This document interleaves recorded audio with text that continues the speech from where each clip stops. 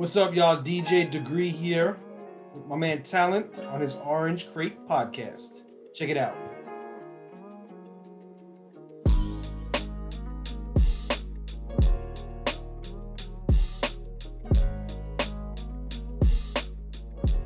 All right. So let's get started. Let's get started with your story. You know, it doesn't necessarily have to be an autobiography, but every DJ's point of view might be the same, but it's Right. always a different story. You know, Uh-huh, uh-huh. somehow, some another, different styles, whatever it is, we all have the same similar things going. That's Besides right. COVID, Yeah. you know what I mean? So tell the world, what inspired you to DJ, what you love about DJing, how long you've been DJing. So many questions all at once, but it all kind of comes into one. Uh-huh. Well, okay, so my story goes back to I was probably around 14, and my cousin who lives in Brooklyn, he was at the time he used to edit records. So there was a thing called editors. Mm, This goes back. This is before digital, where there was splicing okay. tape. So I would visit him with my parents again because I'm 14, and in his basement he had a recording studio, and he had thousands of records, and I Nice. was just like in awe of. I just like looking at everything was just like it was amazing to me. It was Yeah. dope just looking at the equipment and the records, and it was just kind of like a kid at that age was like wow, it I didn't really understand at the time what it was, but I knew like I wanted in. So It's like when I you see a asked a lot nice of car. questions, and he kind of like he explained things to me, and he showed me what's what and what he did. And now a few years later in high school, a friend of mine up the block just happened to have some turntables, and that was my first experience with turntables. So I would go to his house, excuse me, and we fuck around and DJ with whatever half a crate of records he had, and I loved it. I Mm, took to it immediately, and he would show me like basic hand movements, whatever. baby scratches. Yeah, so it was like, and this is what like I just immediately loved it. So from there came the house parties now, the high school house parties. Mm, So now that's where it all begins, right? that's where it all began, the high school house parties. I think for everyone, no? Yeah, I'm yeah, sure you have a definitely. similar story. That's how I Most of us started. DJs, yeah, most of us DJs have a similar story. So started doing the house parties. Um, Fast forward another few years, probably just out of high school, a friend of mine introduced me to a club promoter. Um, so I would go. So he introduced me to the club promoter, and I was politicking, whatever. I was probably 19 or so, 20 years old, Okay. and I he got me into DJ. So the deal was, this is crazy that I did this, but I was so hungry at the time. He would give me $100.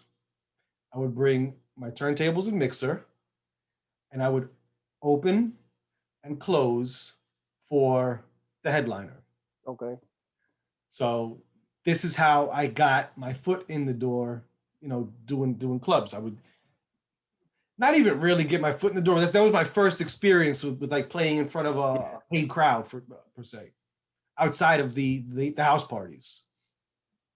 So I started doing that, and from there, um, I met who I'm still friends with today, a few DJs who took me under their wing, and it just kind of like snowballed from there. And that's when um, I just did, you know, got into the whole club scene and just kind of took off. Which is fan, which which I think that story right there, which like you said, all the DJs kind of come up come up through that same staircase of the DJ moving up, Right. like taking the $100, like you said. I've done that too, starting up. You know what I mean? Hmm. Taking low ball money Yeah, of course. because one is because I didn't know no better. You get me? And at that time, That was the DJ, grind. yeah, and DJing wasn't what it is now. Oh no, I You know what I can't mean? compare. DJ being a DJ was a big deal back then, and even just to be called a DJ at that time, I take those $100 of like this is a gem. You know what I mean? This is a gem. The experience. You know what I mean? Hmm. The girls automatically, the shorties came in. Yep. So I was like, I'm doing this. You know what I mean? But it's a beautiful story for all of us until you get deeper into it, and some of us, Oh yeah, obviously it yeah, goes more than what I just said. It was just a quick how I got my foot in the door, how I started, and from there, that's a whole nother story. you learn to appreciate your experiences doing that. That's right. Now that you see DJing from where you started and now where it progressed, is it what does it intrigue you anymore like it did before? Now with the new technology, let's leave Serato out of it because even when Serato just started, everybody was still grinding. The game was different. You know what Right. I mean? Um, you know, not really. Not really. I feel like, you know what? I'm gonna rewind a bit. Coming up on vinyl, um, you had to invest not only your time. I mean, we all have to invest our time into our craft, but you had to invest financially to be a DJ. I don't mean Indeed. just buying equipment, but I'm talking about records. Yeah, which was a So huge investment. yeah, so now again, pre Serato, me coming up, you had to invest a lot of money to have your record collection. So that kind of weeded out just someone who's not really just who just does it just for a hobby. So because when you're investing your money, you're taking it seriously, and if you're spending a lot of money, this is like you're financially, um, what's the word, committed. Committed, yes. Yeah. So now there wasn't as many DJs who were willing to commit financially back then. It was a lot. So It was there a was lot. there was a smaller group than there is now, because now you don't have to spend the money. Yeah, forget about equipment. There was always you Yeah. always had the equipment expenses, but you didn't have to spend the money that you did on music. Yeah, So yeah. now, like I said, anyone could get a laptop and a controller or whatever and play music, push some buttons, throw a fader around, and call themselves a DJ, because you're not investing financially. But back then, you had to, spend the money and keep up with the music on vinyl, and that was work. That was It was a development process. yeah. You So had to learn your records. You definitely at that time you had to learn your records, know where the records were, how the records sounded, the BPMs. You had to count them yourself. well, besides that, you had to have the music. You needed the music. Every week or whatever, you're going record shopping, and you're spending whatever $100 Yeah, a that's what week. I would spend. You know what I'm saying? Just in buying music consistently to keep up with the music, to have the music to play at the parties. So there was that financial investment, um, that kind of kept you relevant. Because if you Mm, weren't spending money, you didn't have the music, you weren't going to be able to DJ these events. yeah, yeah. Because I remember even at that time, I wouldn't even call myself a DJ. I had the idea in my head where I was like, I like to play records. You know what I Uh-huh. mean? I had one Technique turntable. Right? Yeah, we You all know, started on one. I had one Technique turn. I had a Gemini mixer, right? It looked like a mixing board. You know what I Okay, mean? yeah, the 19-inch ones. It was huge with the wood paneling. It reminded me of Oh, wow. Okay. it reminded me of the wood paneling cars. Okay. So I called it my whip. Nice. So I had that. And at that time, boom boxes was a big deal back then. Having a nice boom box. And I'm not talking about like carrying on your shoulders, just they look more futuristic. You know what I mean? You're talking Okay. about, let's say, 99, around there. Hmm. And the speakers were detachable. So I just got my amp, took the speakers off the boom box, and I put it on, and I was rocking. Yep. But yeah, I remember going to Casablanca, Wow. and yeah, when Camilo was prime time there every weekend. You know what I mean? And I was paying $25 to $40 to get in for these teen jams. What year is this? Oh man, I was 15 around 99, 99, yeah, 99, 2000. Okay. You know what I mean? Camilo, yeah, around there. I would say 98 also, a little bit around 98. But Yeah. Camilo was in there with his crates stacked up, right? Going on your way to the bathroom, you would see them stacked up. I remember. I don't remember. I wasn't those years.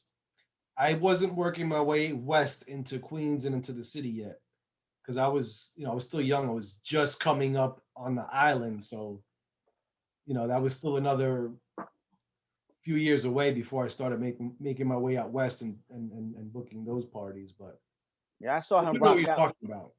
I saw him rock out, and he would turn those parties out, bro. Yeah, Out. Like it still was does. crazy. It was the best times of my life.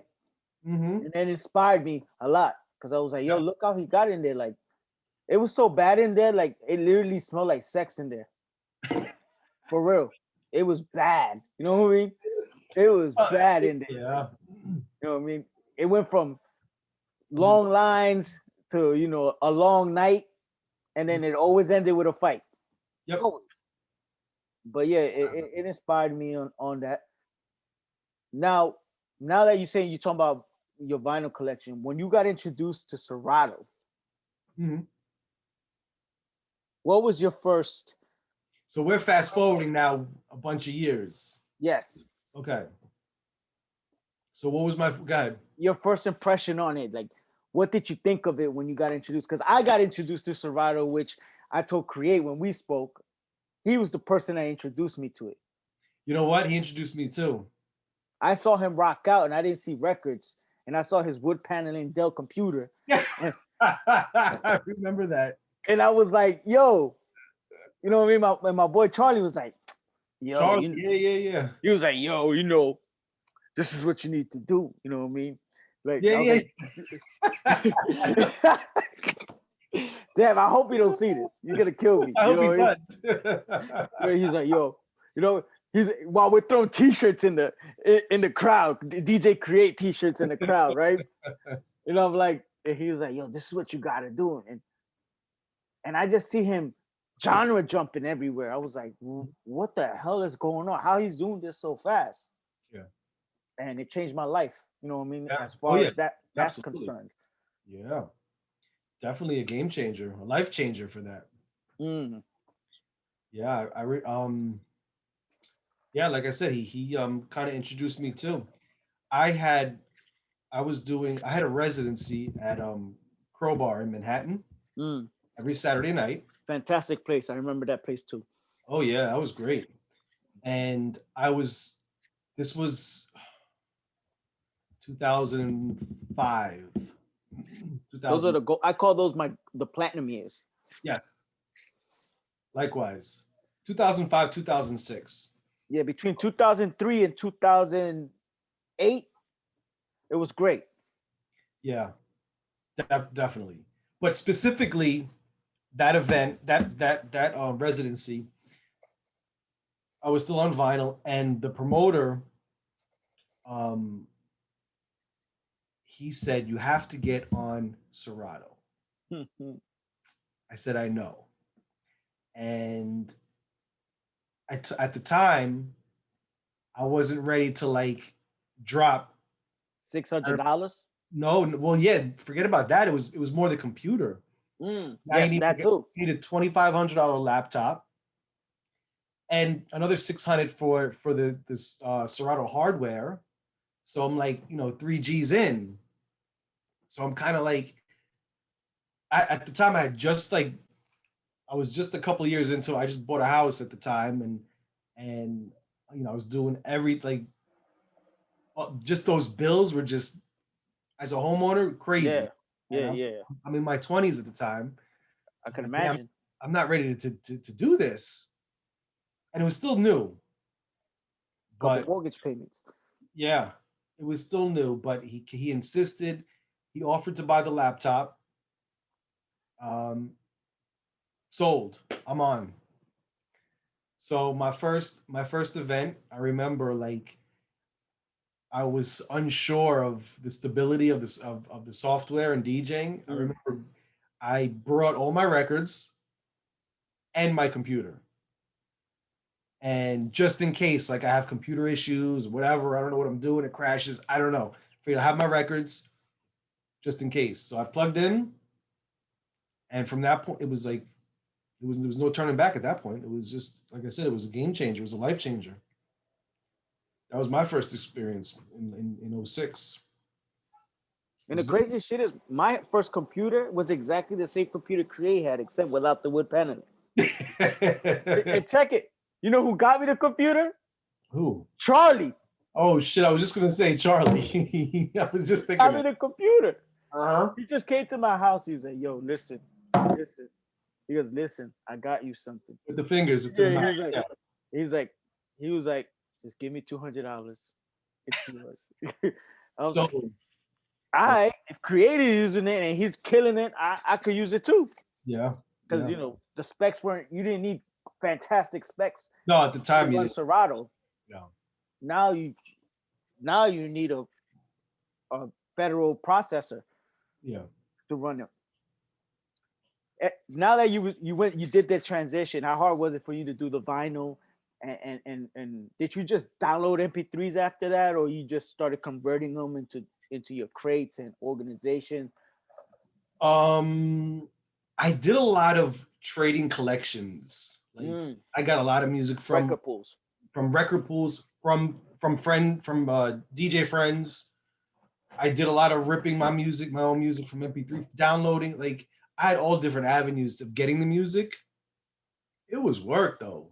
Yeah, It it was work. was. It kept me Uh, busy during the week. yeah, and you know what I did? Going back to Orange, the your Orange Crate podcast, right? So before Serato on my vinyl crates, I don't know. I don't know if you can still see. I still have. Hold on, let me see. Oh, nice. You know, like, Yes, there's more. That's three of. I had I like seven. believe you. I believe you. It was like seven. But they were colored. So I had a black crate, I had a yellow crate, I had a silver crate, a green crate, and when I moved into Serato, I named my crates the colors because I knew Mm, like in my black crate was this type of music, and my yellow crate was this, and my green crate was this. So instead of calling my crates in Serato, I wasn't naming them the genre of music. mm. It was named. You know what? Hold on, I can even show you. It was by the color, and it still is. I don't know if you could see Yes, yes, I do. gray, black, silver, yellow, green. You know what I'm saying? So it was by the colors of the crates, and that's how I organized all my music, as if it was the same music in my vinyl crates that was in my Serato crates. So I knew, what it was. As my crates built up with different genres of music, I stopped naming them with colors. But I put the genre of music Yeah, because, yeah, because it gets out of control after a while. It well, can, you know what I mean? And it's very hard. Like, I always wonder how everybody organizes their crates, because that's almost like something you don't ask another DJ. You know what I mean? That's one of those things that it's everyone has it's their own thing, it's and unwritten whatever works for rules. you. You know what I mean? I never had a problem with it because I was like I said, there was never a map to it. You know what I Mhm. mean? At this point right now, I just whatever I download, it just stays there, and I just take that folder like, you know, February. Yeah, people do it And I'll be by months and years. and I'll be like, I'll organize it later. 5 months later, you know what I mean?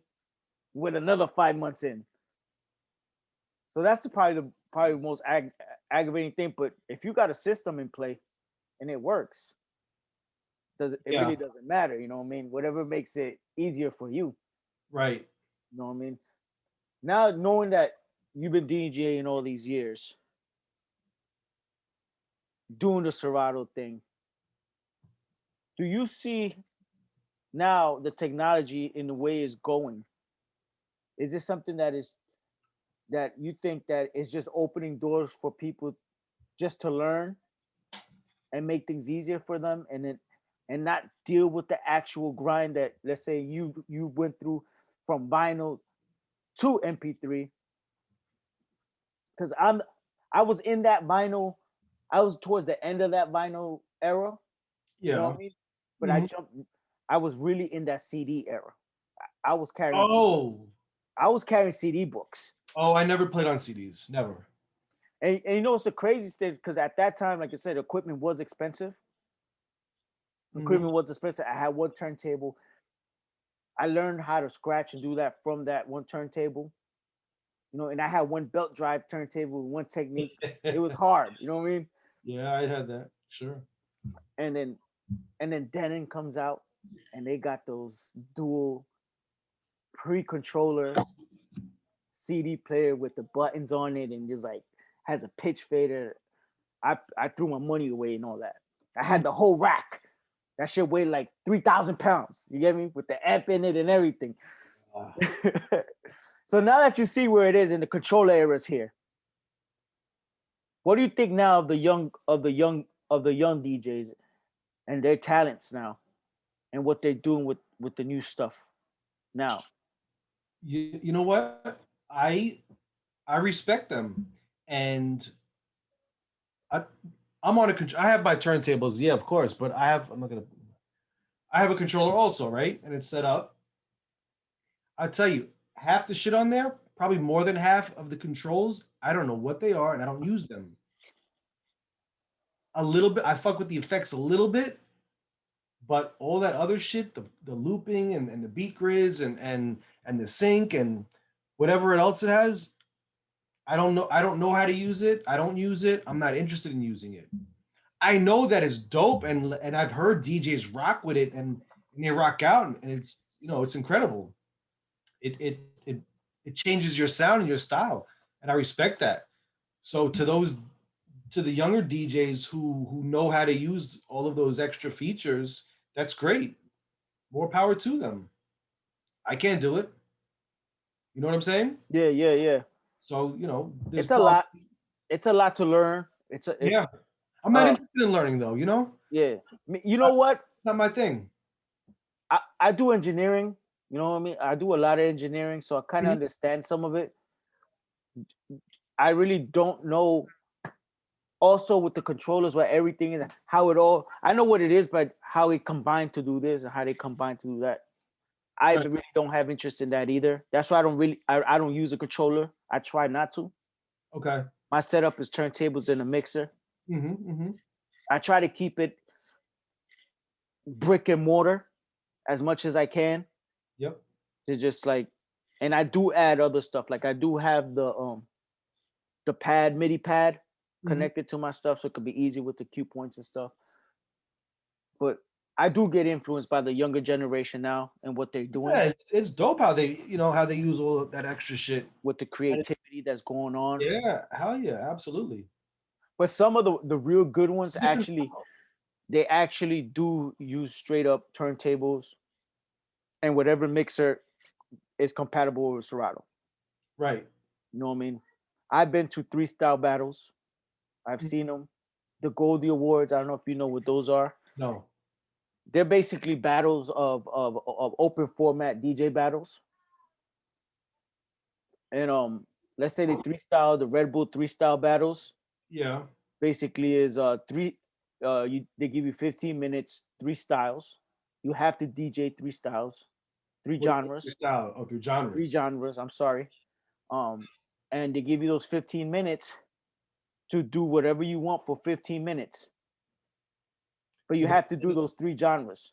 And if you haven't seen them yet, I will send you links of the best ones I've seen, and it will blow your mind of the creativity that these people put into these 15 minutes that takes them a year to do.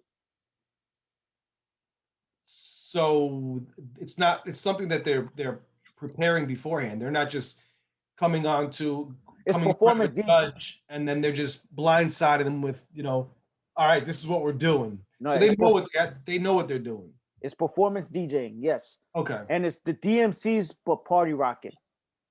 Okay. They also do scratches, they also do tricks, but they also do things like tone playing Mhm. or live remixing, all in this 15 minutes. It's pretty amazing and what they do.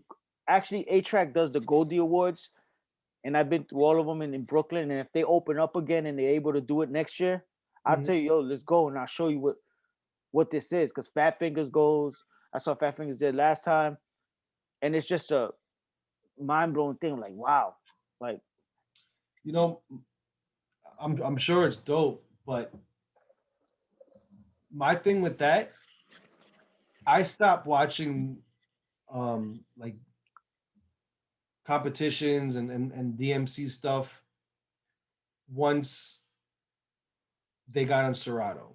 mm, Because once you're um battling on Serato, I don't understand what they're doing live and what's already, because you could just create your own music and play it and you have your cue points and you know what I'm saying? yeah. So I don't know if you're doing that or if that's just you just hit play, you know what I'm saying? And it's a show. It's hard With to tell. Yeah, vinyl, with vinyl, you know the records and I could see and understand what's going on.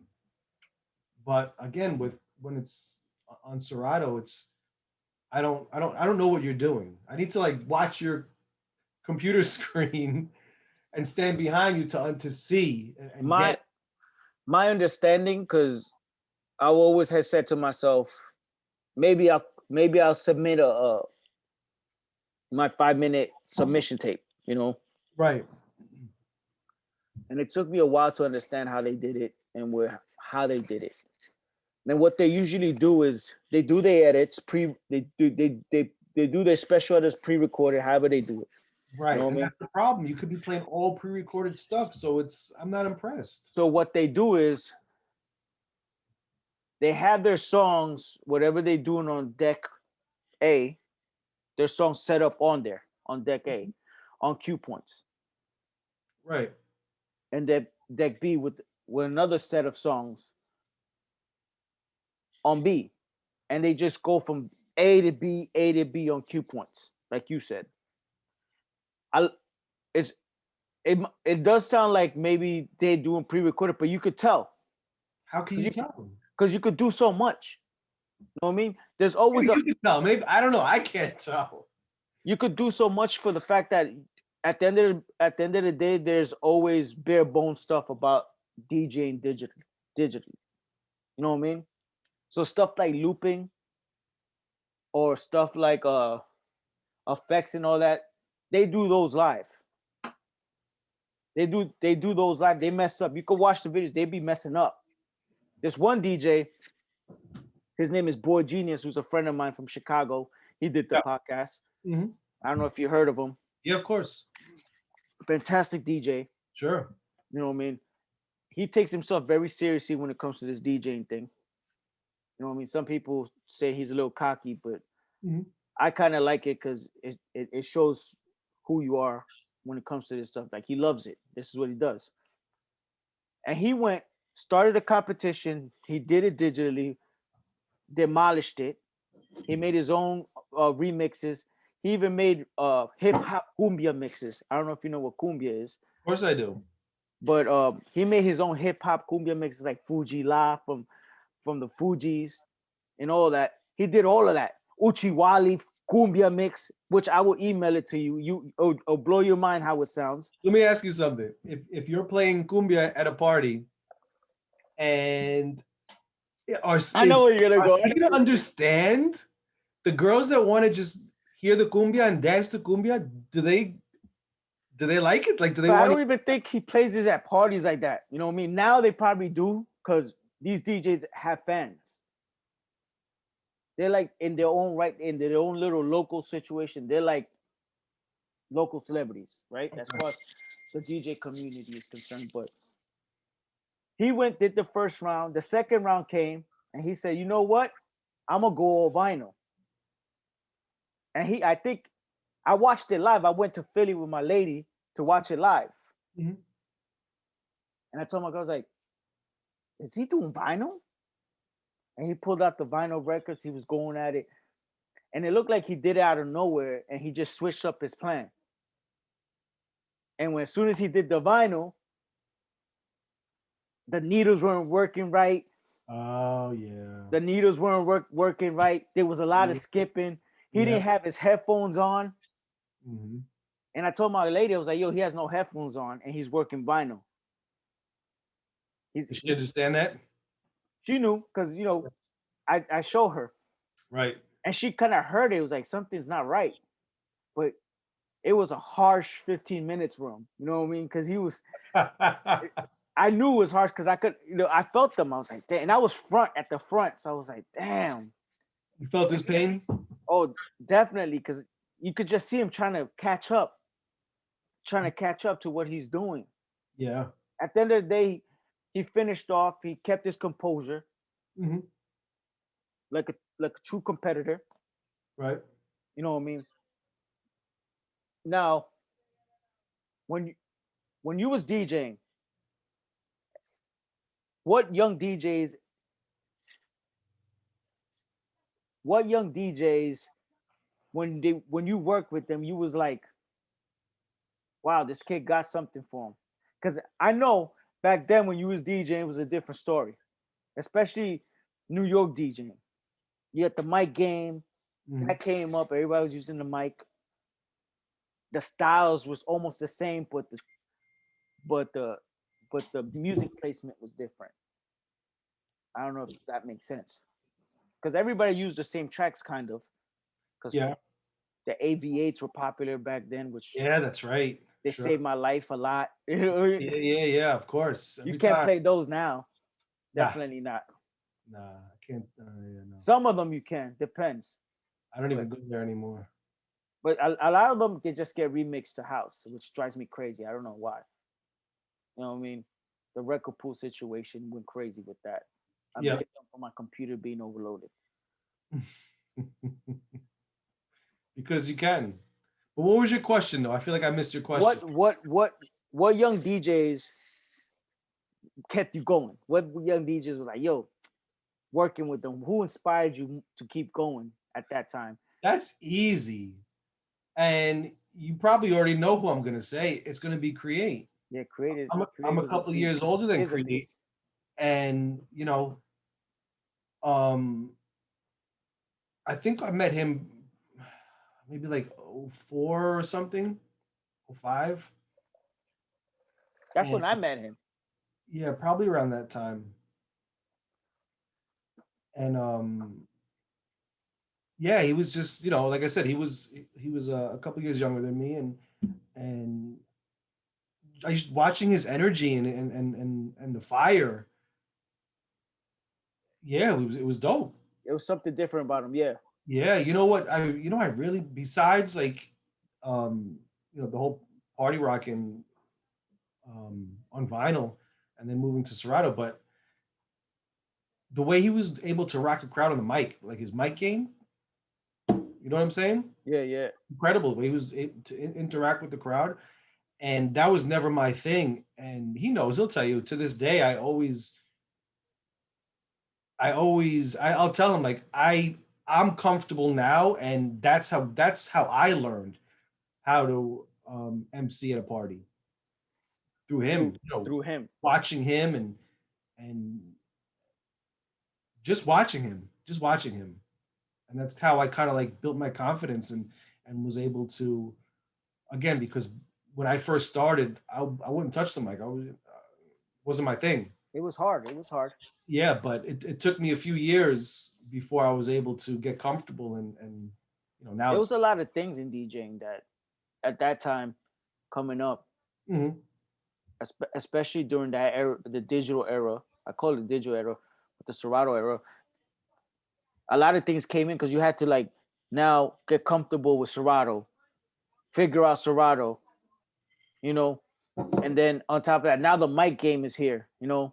When I met you, I got introduced. When I met you, and I didn't know of Create that much longer, and then I met L Bugs, and I saw L Bugs and Create together, and you know what I mean. I was like, wow, Yeah, that was a party. yeah. But That's a even the not just Bugs and Create, but just the the the popularity of I'm a book Degree and I'm a book Laura Styles, or I'm a book all these MCs were in their own right had their own jobs in the club game now alongside the DJ, which yes. I found it amazing. Yep. You know what I mean? And it changed the way DJing was in the clubs, Yeah. especially Create. Like I think Create gave me the DJ AM vibes when he did the weird stuff to the left, like when he used to do the Remy stuff. I always go back to Remy because Remy and DNA. Okay. That's where he went wild. He was doing some different shit. You know what Yeah. I mean? Sure. Hell And yeah. then I was like, all right. And then I found out about AM After Create. That's the funny thing. Oh. Okay. Then I found out about AM After, and I was like, okay, I see where that ball was rolling. Yeah. Yeah. Yeah. You see where the inspiration. Who was your inspiration DJing?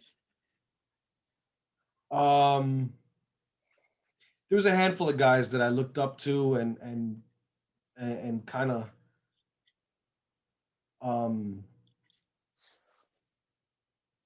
took their not that I took their style, but I kind of I liked their style and I brought and I kind of brought it into my own.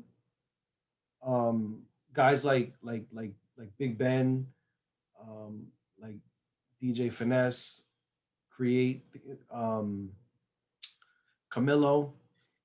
There's certain things that each of those guys do. Made him unique. Yeah, and I kind of maybe took pieces of each one and put it together and develop my own style. If that Because makes you sense. had your own style of your own. Riz, how could I forget Riz? It's crazy because I got Scissor Hands next month. Next month, we're doing a little chat with him too to Mm-hmm. talk about those Crooklyn Clan days. Mm-hmm. But do you think that you Create Big Ben, let's say who else, Precise, Mm-hmm. do you think that you guys all fed off each other because you guys worked a lot with each other, so your style somehow meshed together? Because there was a point that in the club game we didn't know who was on at one point. Yeah, you know, um, I think everyone it was that whole sound. Everyone had a similar sound, but we put our own twist on it.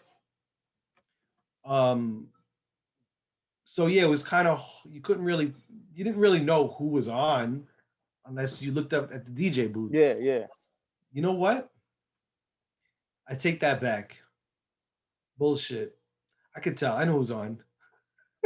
I could tell too somehow. I could tell when Create was on. I could tell. I'm lying. I could tell when Ben was on. Yeah. Big Ben had this thing of Yeah. he laid down his rock joints. Mm-hmm. When he laid down that Bon Jovi, or that shit was crazy. That Living on a Prayer, he Mm-hmm. rode that horse till it died, bro. In the Yeah. city, Yeah. in the city. Absolutely. Oh my god. I remember waiting online at Strata. I'm waiting online at Strata, bro. I was like, let me get in there. And somebody was coming out through the side door. And all I hear is, oh, and that's not the record. That's the crowd. That's the crowd. Yeah. And I was like, wow. And you know what's crazy? When I started DJing clubs it was already hard for me because I was like the pressure, anxiety working with you guys, and how you guys. I was like, yo, I either gonna be like them, work like them, or be better than them. Hmm. You know what I mean? So like working with you, it was a big deal for me. I was like, yo, look, I'm working with Degree because I just love the way you DJ'd. Hmm. You know what I mean? So I was like, when I first DJ'd, I was like, and I dropped that record and I took the volume off and I had the crowd singing records. It's a good feeling. I was like, I made it. Yeah. Yeah, it felt like I made it. Yes. It's a It good was feeling. fantastic, man. Like Yeah. I love this game as far as that's concerned. Yeah. Absolutely. Yeah. That was there was no better feeling than knowing that you got him. You got the dance floor. Do You're you miss the controlling it. clubs? What's that? Do you miss going to the clubs and working the crowds and I miss it at times. I miss a lot of things. I don't miss a lot of things. So yes and no. I miss Definitely, the good times. I miss the putting the work in. I just don't miss the business. I don't know yeah. if that makes sense. That's where I was. Yes, of course it makes sense. You know what I mean? I don't miss the business. I And I miss kind the good parties that there were parties that you knew like when I'm putting my pants on before I get in my car, like I know it's gonna be a good night. I miss those parties. And there was parties where I didn't want to get in the car because I knew like it was shitty. it was gonna be a long fucking Long night. That's part of whatever. the game, man. It was part of the game. Well, I don't miss that obviously, but I do miss a lot of those were the best times of my life 10 years ago. Yeah, Then I agree. I agree. best times of my life. I don't think nobody would ever understand what we've been through. And I say we because I Oh, say we let's because go there. Right. I worked with you and I experienced that era. Uh-huh. Yeah, Uh, unless you're there, you might not understand.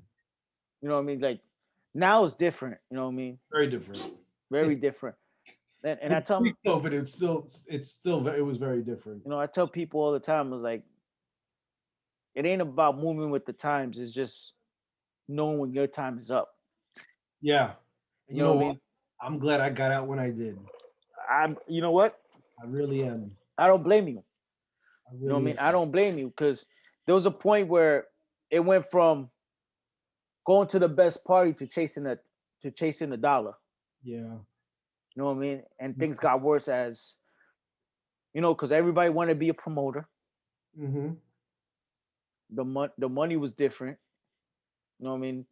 They wanted to put the money somewhere else and tell you, yo, I can't give you this much because I'm doing this over there. Yeah. You know No, what I mean? So I had to jump into the promoting business myself. I was like, uh-huh. if I'm not gonna make no money, it's because of me, not because of you. You know what I mean? You know what I mean? I'm a DJ my own parties. I'm gonna do whatever. So that's how I ended up being in Long Island and DJing parties in Long Island. Mhm. Because I had a slight advantage. Like, oh, you a Queens DJ? All right, get in the booth. I was Oh like, all yeah, right, of course. yeah, Yeah, that's right. know what I mean? And you It know what? was like that. I put up, I don't like to sound. I don't. I want to use a proper word. I don't want to sound cocky, Mhm. but when me and my friends went to Long Island and started promoting, Mhm. I was like, you know what? There's a lot of venues here in Long Island. I was like, because my friends lived in Brentwood. I was like, let's start this promoting business and let's bring the heavy hitters and let's bring all these DJs out there. And we worked our asses off. We got connected with Valentino, who now is doing records with Jim Jones. Mhm. God bless and his Sure. moving forward in his career from a Mhm. promoter. And I do take some credit into changing that Long Island nightlife As you should. as the Fab Five and all that, As you should. Absolutely. because we made a lot of moves. I think we hired you many times. Yeah. Yeah. Yeah, you did, you know what I Yeah. mean? Oh, yeah. Do you remember New Bar? course. Tell Again, the world. I talk to people about New Bar all the time, and they still don't understand how crazy that place was for a little bar. I was like, y'all don't know bars until you went to New Bar. like I said, those were the the best times of my life. Those years. I drank a lot, man. I That drank a era. lot. I drank so much That over was, there. that was a great time between the music and the girls and just the chaos that went down. It was just though at that age, those years, it was a great time. It was a It will great. never be the same. No, I don't think so. Not It's not. anytime soon. I don't think I'll see that. You probably won't see it. No, not now. I'm really, what do you think is where you think the DJ? I'm gonna call it genre, DJ genre, because of the oversaturation of it. It's it went from being a hobby to being something fantastic, and now it's so oversaturated that I kind of feel not ashamed, but kind of a little embarrassed to say I'm a DJ, knowing where I come from and where my influences came from, because of where it is now. You know It's, what? Going back to what I said before, I don't think that the business would be as saturated as it is now and as it has been if DJs had to spend the money on the music and do the work getting the music. Now it's so easy to have a full library of music of all different genres and from all different decades. It's so easy to get the music, to get your hands on the music. If if the DJs had to spend the money that vinyl DJs spent back then, I don't think you would have the saturation of DJs that you do now. Again, forget about equipment. yeah, I yeah. know we have to. But about putting the work in, doing the homework. Yeah, but I'm just saying, like, I don't think that you would have as many DJs because they wouldn't be willing to invest um, the amount of money that you had to invest back then in your music. I And respect the getting young get your DJs music. now. What's You that? know, I respect the young DJs now. I Oh, I just, do too. Absolutely. you know what I mean? Because some They of have them a are, whole nother. They have a whole nother. They have different challenges. We had challenges, and the challenges that they have are, yeah, they're rough. And I would definitely wouldn't want to be an up and coming DJ right now. It's rough. I know it is for them. oh, trust me, because I'm glad I they did. dabbed into that. I dabbed into the new generation and how they work, and Mhm. I knew my strong suit. I knew where I was strong, but they didn't understand, and that's the problem. Especially now, new promoters and new promoters and new owners of place. They don't really care about the DJ as far as the music is playing. You know, No, it's just about bringing people in and you know. What I mean, like I said, I came well, it's the numbers game. I came up from a build up. You know what I mean? We I actually understood that I have to be an opener first. I Sure. gotta Yeah, we open all it do. up. You Yeah, know what I yeah. mean? I have to open it up and do the right thing and learn the art of opening. Hmm. Because people forget that there's an art to opening. Yeah. Yeah. Setting that table. Absolutely. You know what I mean? And playing the records that you need to play and respecting the headliner. Hmm. I'm not gonna play all the good shit now.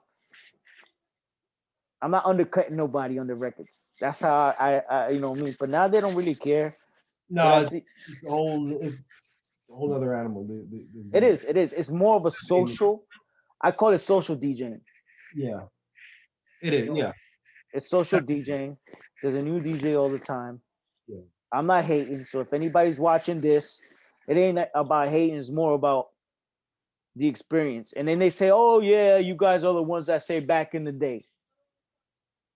Right. But I wish I could put you back in the day when Big Ben was playing those Bon Jovi records, and you got 2,000 people singing choruses while Ben is drinking his Grey Goose.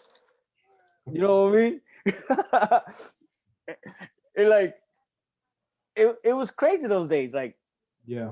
because now what happens is they grab the controllers. It's funny. It's funny because now they're grabbing controllers. They taking their photo shoots. They're doing professional photo shoots, and the controllers on the shoulder, like, you know what I mean? Oh, you know what? We did that with turntables. I didn't, but I seen they somebody did. put a controller on his shoulder, and Yes. he has 1 foot on a crate of records. Oh shit! You can't make this up. So I told him, so I was like, and I talked to my lady about you. I talked to about a lot of DJs because I learned from you guys. Mhm. You know what I mean? I learned from you guys hot placement of records, timing, Yeah, you know, time and was everything. timing and delivery. I tell people all the time, like, if you're not timing yourself, you'll never make it. You'll gas out. Yeah, You'll gas out on these records. yeah. It's an art. It's a skill. It's an art, And and it nowadays you definitely. can't really map out your sets no more. Cause you know what? If Stacy comes along and says, "Yo, play me Bad Bunny," you play Bad Bunny, and then the other Stacy comes up and say, "Pay me Bad Bunny again." You know what? Replay that record again. Definitely playing the same record over and over again. Yeah, it's very different. It's very different. And again, I'm not knocking it, um, because like I said before, I couldn't imagine coming up in the game right now. Have you been watching how now these DJs, since they can't work in the clubs no more, they now doing everything through Instagram, DJing live on Instagram or Yeah, of course. Twitch. Yeah, yeah. Where do you think DJing now is gonna go from here? You think it'll separate the real DJs now to to the to the social chasers, which I call, also use to socially be popular?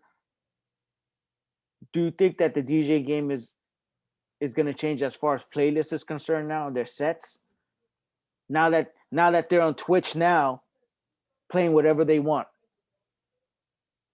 or IG playing whatever they want, other than club stuff, because that seems to be the niche now. Look at Get Live. I don't know if you saw Get Live's Twitch, but he doesn't play one record that you hear in a club or in the radio. What is he playing? Everything but that.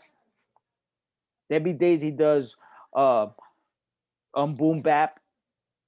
Some days he does funk. Trust me, go to Twitch and watch these DJs. No, I are you talking about at a party, or are you talking about just In on the the? DJ community, the notion is that just open up doors for DJs to play other records besides what normally is formatted now. Which is great. That's fine, but I'm not sure I understand what you're asking me. Where do you I think the don't game is going now, since they can't be in the clubs now? Will it separate? You think that the DJs that are just doing it for popularity are just gonna back off, or you think that the DJs DJ? No, I don't think that I don't think that overall the general population, I don't think they really care about skill and talent. Mm, okay. Um, no pun intended. I think it's all about your popularity Mm. and the name and how many followers you have. And No, that's that's the truth. Yeah. yeah, I think that's where your draw is. I don't think skill matters much anymore. I think we fall behind a little bit on this side. I don't think it's going to separate. I don't think it's going to separate a talented DJ from an untalented DJ. whereas the DJ who might have less talent is not going to get any work or be seen. I don't think that matters. I think it's just about how you promote yourself and how your peers and your community take to you and how many followers you have, and it's all an image. That's what I think. Most definitely. Like I said, I do respect the younger DJs. I respect their hustle. You know what I It's mean? a it's a hustle. I respect their When you hustle make it, it's a hustle. because there's a lot of DJs out there that look like they're doing great sociably, Yeah. Hmm. but they're garbage. I'm sorry. I don't. I'm harsh because at the end of the day, I got my war scars. You know what I mean? Sure. Oh And yeah. I don't think they would never understand that Hmm. from playing live with CDs and you playing with vinyls to jumping into Serato and your computer crashing. Mm, What do you do? You know what I mean? yeah. Because I've seen, and I'm not knocking female DJs. I've seen a lot of female DJs. They could DJ, bro. Some of them they could DJ, and it's sad for me. It's sad for me to see that a lot of the good DJs are out. A lot. There's tons of great DJs here. Mhm. I'm not gonna say New York doesn't have great DJs. We're our own monster when Right. it comes to that. We're like the New York DJ is like the old school uncle. You know what I mean? The old school uncle back in my day. You know what I mean? But it's respected. Yeah. Outside of here, they're innovative. They don't care. They Social media is a big deal, It is. but It is. they do respect talent Who's they? outside of New York. Okay. What I meant, you know what I mean? Because you look at now, if you don't got the look here, if you don't got the look or the followers, they ain't really messing with you. And during this COVID era, I call it COVID era because it is an It era. is. Um, I seen people move up in their situations and take advantage of it, and I was like, damn, that's fantastic. You know, that you could keep moving. But outside of New York, let's say Cali DJs, they hop on Twitch and they make just as much money they was doing at the clubs or even more, Really? just streaming. Wow. That I was not aware of. That's why I said check out Twitch and see what they're doing, and you'll be like, well, they're just DJing at home. But if you look at their chat box and you see how many people are watching them, Hmm. those are all subscribers at $5.99 a pop. Okay. And on top of that, they could give you bits, and bits are a penny each. So if I like what you're doing right now, I could send you 50 bits. You get 50 pennies. So Yeah. what Twitch does is they don't block you off because of the music that you're violating because of copyright. They let you rock, but they take half your wages. Oh. They take half your wages and they say, oh, here, you charge $5.99, that's basically $6. I'll take the three for every subscriber. But you know what? Degree is on right now. And I'm gonna tell Create to hop on. I'll pay for his subscription. You could give somebody a subscription to your stream on Twitch. And then what happens with Twitch is there's a buildup where you become a partner and you make more money and they take less from you. And that's what they're doing. And they're making a living off of Twitch. Just being live at home in their underwear if they want, DJing. And the key element to Twitch is the longer you are on, Hmm. the better it is for you and how consistent you are. Why is that? You have to be consistent. If you're not consistent on Twitch, you'll never make that money. You never make money off of it. So if you're on every week, 3 times a week, you have to be on 3 times a week because people expect you to be on 3 times a week. You have fans. There's a whole community out there. Oh, you have to. These fans have to find you. Whoever's You'll listening see. has to find You'll you. see them. because Twitch was a gaming thing. Twitch was a for gamers to Oh, stream to stream themselves playing video games, and you could watch them play video games. And okay. Twitch took it upon themselves and said, "All right, you want to DJ, you want to DJ, and let everybody see you DJ. Go ahead." So these guys set up their set. They have their setups. They have these digital overlays, Mm-hmm. so it looks nice. A nice look. Mm-hmm. Um, some of them have GIFs that could pop up at certain times for certain things. All interactive. They speaking to you because they could read the chat.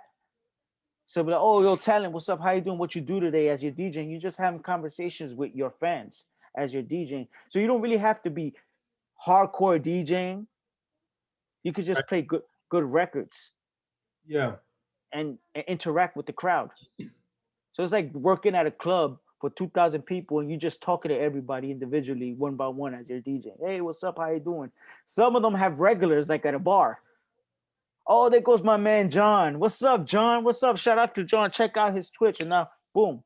Now check this out. I have a Twitch and you got a Twitch. You're doing great right now. And I'm about to get off. I could do a raid.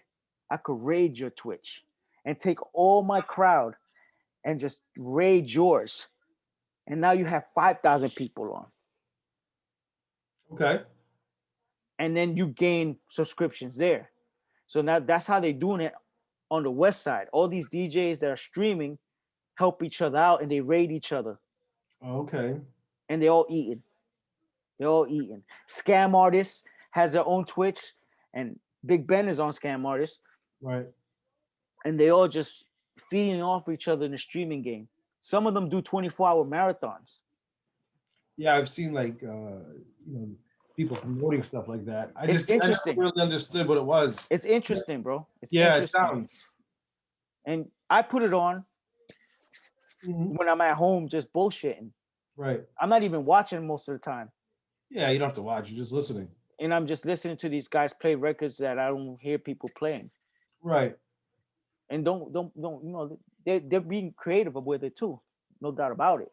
Miles Medina, he's one of the good DJs that he puts in work. And then when it comes to Twitch, your playlisting and what records you play, Mhm.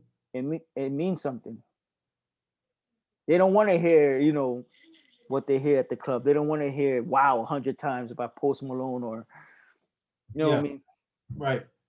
Yeah, it's different when you're streaming music online as opposed to being out in a club. You get sponsorships. It's a whole new era of DJing, which makes it very interesting to me. And how it's going that where I'm like, all right, well, Yeah. I don't have to deal with promoters, and I haven't gone on Twitch yet because the way you put yourself out there on Twitch can make and break you. Okay. You know what I mean? So Sounds like a it- dating app. yeah, it's like it is. So it's like, and inconsistency is key, like I said. So if you're not willing to put in the work to be consistent, however days you want to go on, set schedule, Mhm. there's no point because it's all a build, all of it. Yeah, I wasn't aware of this. This is all new to me. And then the people following you aren't DJs. Not all of them are DJs. They're just people who want to listen to good music. It's just random people on Twitch that follow so and so that was playing Call of Duty 5 minutes ago, and he was just running through Twitch and see, oh look, Degree is on. I'm gonna check Degree out. Fuck it, I just pay for his subscription. It's crazy, bro. It is a whole new era of DJing. I'm not familiar. I can't even like I don't have an opinion or anything. Yo, you don't see controllers on there, barely. What do you see? What do you mean? People got their decks up. If they don't got their decks up, they got CDJs. But most of them have turntables. All of them. It just looks better. Yeah. They invest on lighting. You remember we was talking about investing on equipment? Yeah. They're investing on lighting. Motherfuckers are investing in plants, putting plants in front of their sets. So you got these nice plants and shit. So when people see you, it looks so nice and homey and shit. You got to send me a link to I'll send you a link to a few. It's dope. It's dope because you know it shows freedom. Like like you're not locked down into this one set. Yeah, It's dope. it's it's better when you can play what you want to play and not have to worry about keeping a dance floor full. Or have you noticed that obviously you noticed they stopped making the needles, the M44s, and Technique went out of not making the turntables. And Hmm. I have my turntables, and I didn't pull them out until I saw the Phase. I don't know if you heard about the Phase DJ. Yeah, of course.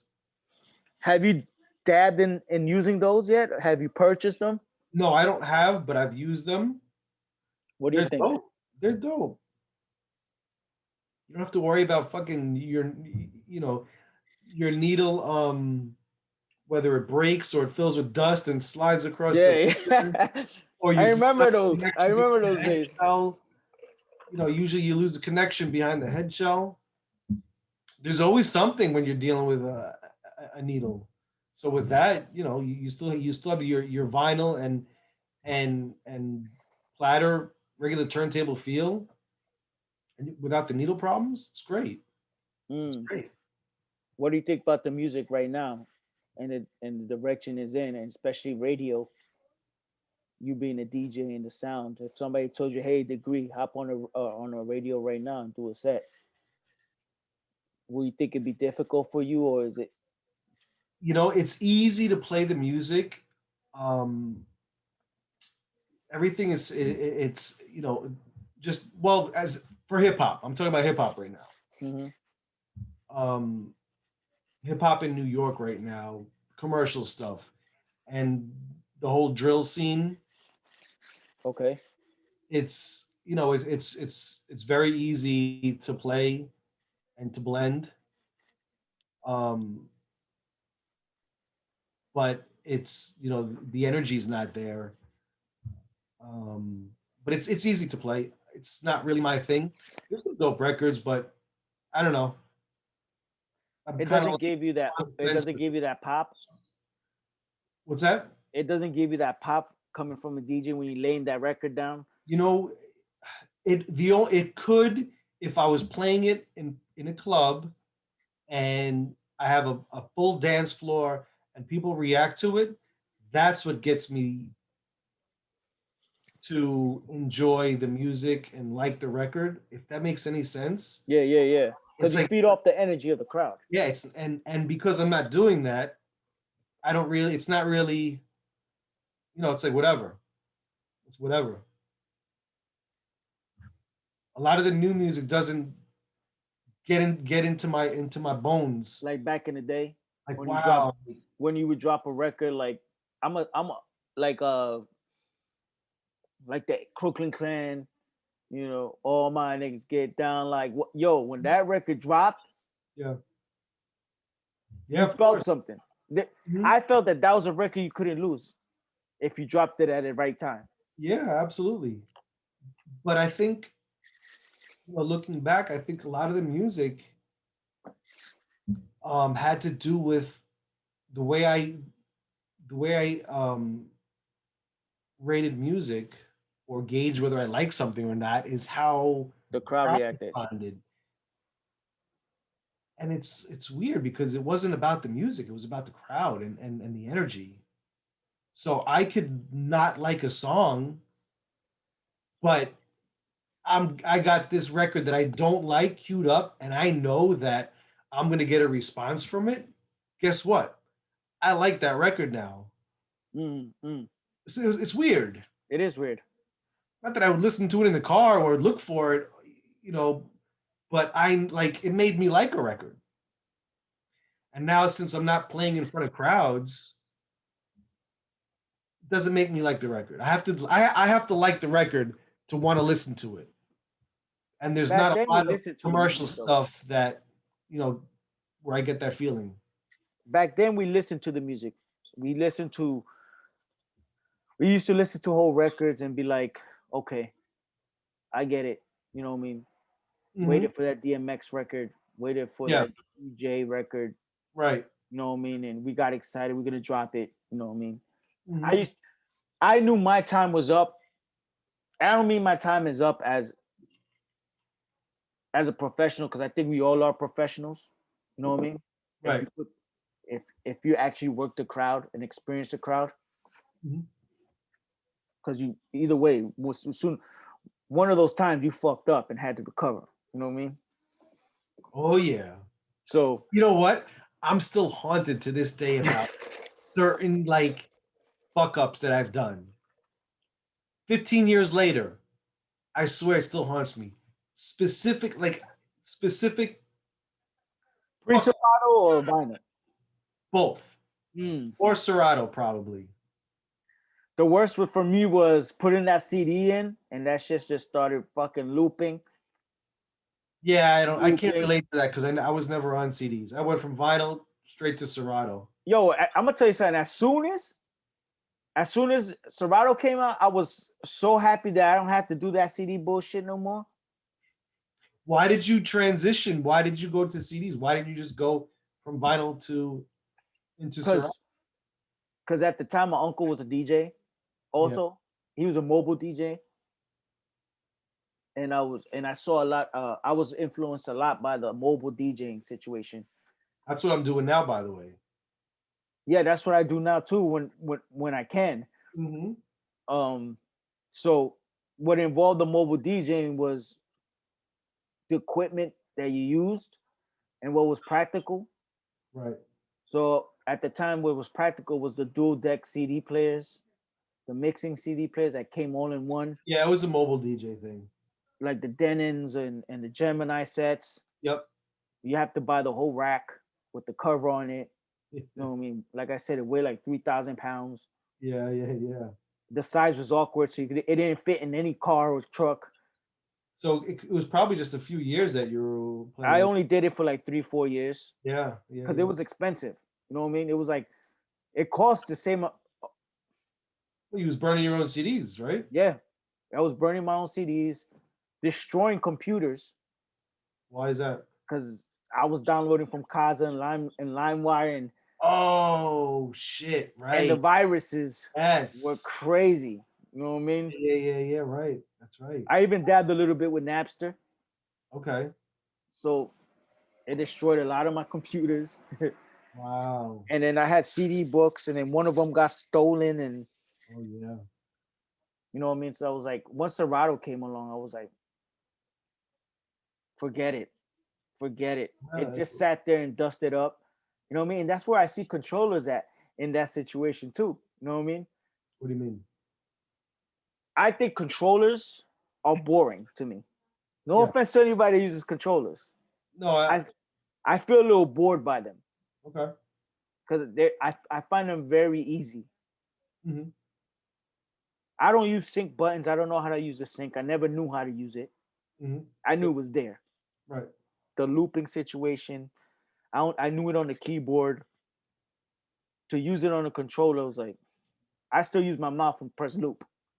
4 bar, 6 bar, 16. It's very rare. Right. But I find controllers in that. That's why when the phase came out, I Mhm. dusted my turntables off. I said, I'm not buying another controller again. Oh, you had. I have one. I have a new mark. Okay. I bought it in. I bought it probably in 2015. Hmm. I use it now and then for little gigs, for little mobile gigs. But I do mobile gigs where I take everything with me, Yeah. turntables and all, Yeah. Yeah. Yeah. because I Sure. think it looks better. Oh, instead of the controller, you were saying you'll take. Yeah, Oh, yeah. No. I take everything. I take everything just to charge more. No way. You know what I mean? I Why charge. would somebody want to pay you more because you're bringing your turntable? They don't give a shit, especially if you're doing. Yo, best believe I'm gonna tell you something. I came out winning many times. You know what I mean? Because they see turntables like, oh, this dude's a DJ. DJ. How old are you? 40? Yeah, but the Yeah. price is already discussed before you're bringing out your equipment. So I tell them, I say, look, no, part of my contract, but like, look, I got a controller, right? I got a controller. I could give you the lights. I could do all that, TVs, all that if you want. oh, I could bring you for this much. I could bring my setup. It'll look fantastic in the pictures.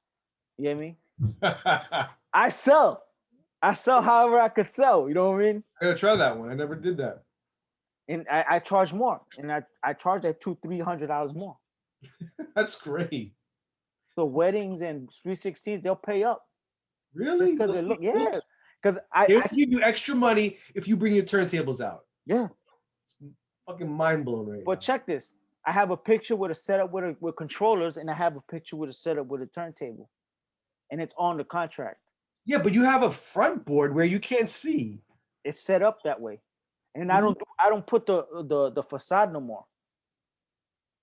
So you're just fucking your dick out like, hey, I here's my. put the table on. I put the table on. You know who I learned that from? Nick Spinelli. I don't know if you heard of a DJ called Nick Spinelli from Jersey. He has a YouTube channel. He had a custom coffin made, a nice little custom coffin, and he put his turntables and mixer in it, and it stands on one leg. It's nicely white polish, and that's what he DJs on that open, no facade, no nothing. You can't see the wires, you can't see nothing, but he has turntables and shit there, and it's right there, smack in the middle where he's DJing, and it's not a distraction. But he's the center of the party, so it's like a T stand, Yeah. Mhm. Okay. and he set it up, and I learned it that way from him. So I set up my equipment that way, and I just put extra work in hiding cables, Right. have a nice little setup, make sure everything matches, and it looks nice. So it looks like you know what you're doing instead of just a controller and be like, well, my son has a controller. He just bought one, so I'm gonna have him DJ, which happened to me many times. Right. He was like, oh, so you DJ with a controller? I'm paying, especially weddings, because they want to just spend the money. Right. And you put out controllers. Like, well, I could get anybody. My cousin's a DJ. He has a controller. Don't worry about it. You don't have to pay him that much. He's charging too much. It's crazy, bro. It is crazy. I don't know. And you mobile DJ, and you do the mobile DJ. Yeah, but the average person, 9 out of 10 gigs that I book, the person that's booking me, they don't know the difference between a controller and a turntable. I walk them through Especially when it. you're talking to brides, like they don't care. They don't. I know. walk them through it. What? I walk them through it. Because you know what? If I, you know what I'm saying? I gotta make a living somewhere. Yeah, of course, I get it. So if I don't push to make the most out of it, or they just lowball me and give me what they want. Right. You know Yeah, what I I'm mean? all about upcharging, but that's a new one. I never heard of that one. I'm about to try that shit when when the venues start opening up. Yeah, you I have pictures with the TVs, with the big stands. Mhm. You know what I mean? I even offer LED flooring, so I could rent those if they want, and I charge them for it. You Mhm. know what I mean? So they could dance it. They could be like John Travolta and Saturday Night Live dancing on a fucking light Yeah, up floor. yeah, I have all that stuff. Sure. You know what I mean? So I put pictures up so they could see. Yeah. Mhm. Because if you leave it up to them, they're like, well, I don't know the difference, like you just said. What Right. do they know? So you're giving them an option. You're showing them. And they come with packages, you know. And I learned that through marketing my brand and how I market, because I might not be the most famous DJ out there, but I spend most of my time working the brand and how I'm gonna work my brand and how I'm gonna move forward out of DJing. Right. And this is where my orange craze came about. He was like, you know what? I love this DJ shit. And I want to hear what Degree has to say Mm-hmm. and what his thing is. And your mobile's DJing situation, which we haven't even spoke about how you move, how you transition to that. How's that working out for you when it was working out for you? Because I know now it's just like you have to move to Florida to work. Yeah. Well, um, I got tired of turning down money. Mm. Okay. I, being out in the clubs, That's I gonna be this. What I'm gonna use for the promo for this video. That one, that one remark right there. I got tired of turning down money. why am I saying no to all this money? So I would, on a regular basis, I would have people come over to me and ask me to DJ their wedding, their graduation part, whatever they have going on, all of these private events. It's not my thing. I don't do it. Sorry, I don't do that. And because at the time it was taboo. Like, Hmm. you're either a club DJ or you're a mobile DJ. You can't be both. So it was like, nah, I don't fuck with that mobile shit. I don't do weddings. It It's was not my kind of thing. below you, right? Yeah. What? It's taboo. So, someone someone would come over, like I said, and ask me if I was available to do their wedding. No, I'm not. I don't do that. Sorry, get this guy who does that's what he does. And I'm after not washed up. yeah, exactly. Yeah. So after years of turning down this money, towards the end of my um when I was doing clubs, I said, you know what? Let me see what this is about. So I think I did a party. I DJ'd on someone else's equipment, like because I didn't have equipment. So you asked me to do your wedding. You know what? Fuck it, I'll do it. But I don't have equipment, so I paid so and so to bring the equipment, and now I'll just come in with my computer and plug in, and I'm gonna DJ now. All right, I could do this. I got a nice check. I'm like, okay. So I did a couple of those. I'm like, yo, I'm gonna get my own equipment so I don't have to pay this guy Mhm. and just start doing this.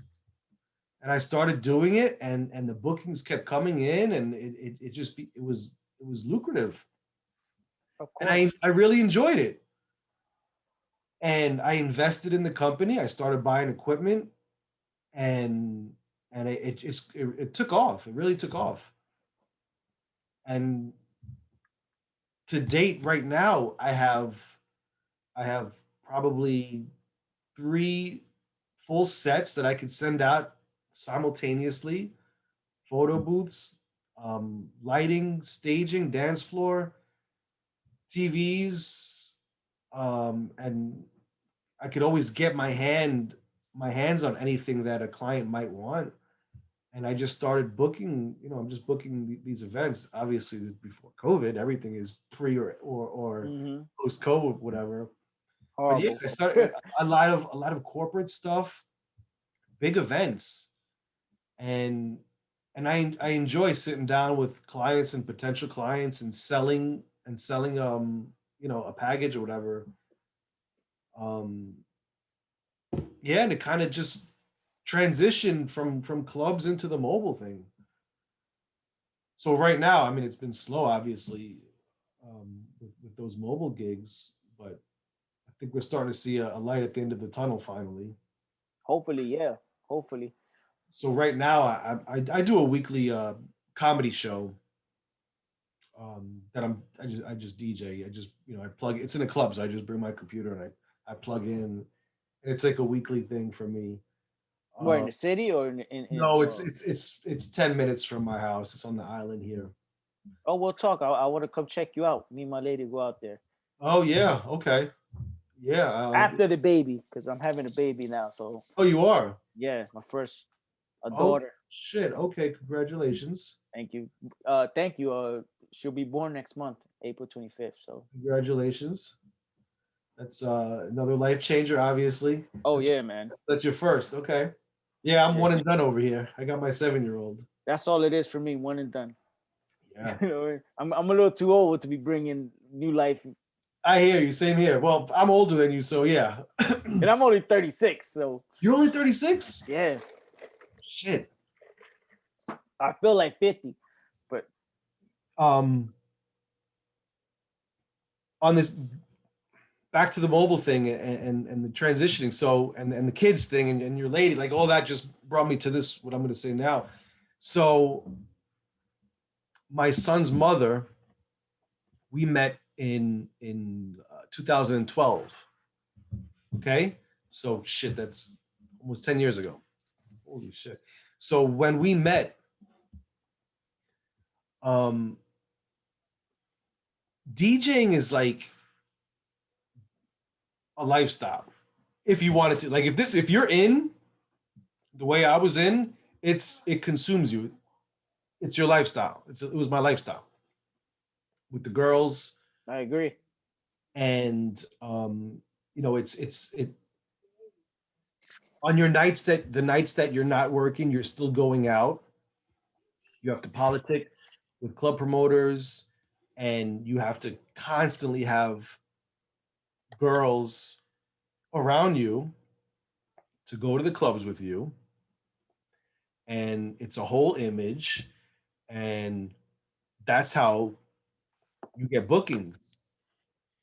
If you're a club promoter and I'm coming to your club and I have 5 good-looking girls with me, and it's me and these girls, and we come in and a couple of bottles, it's a good time.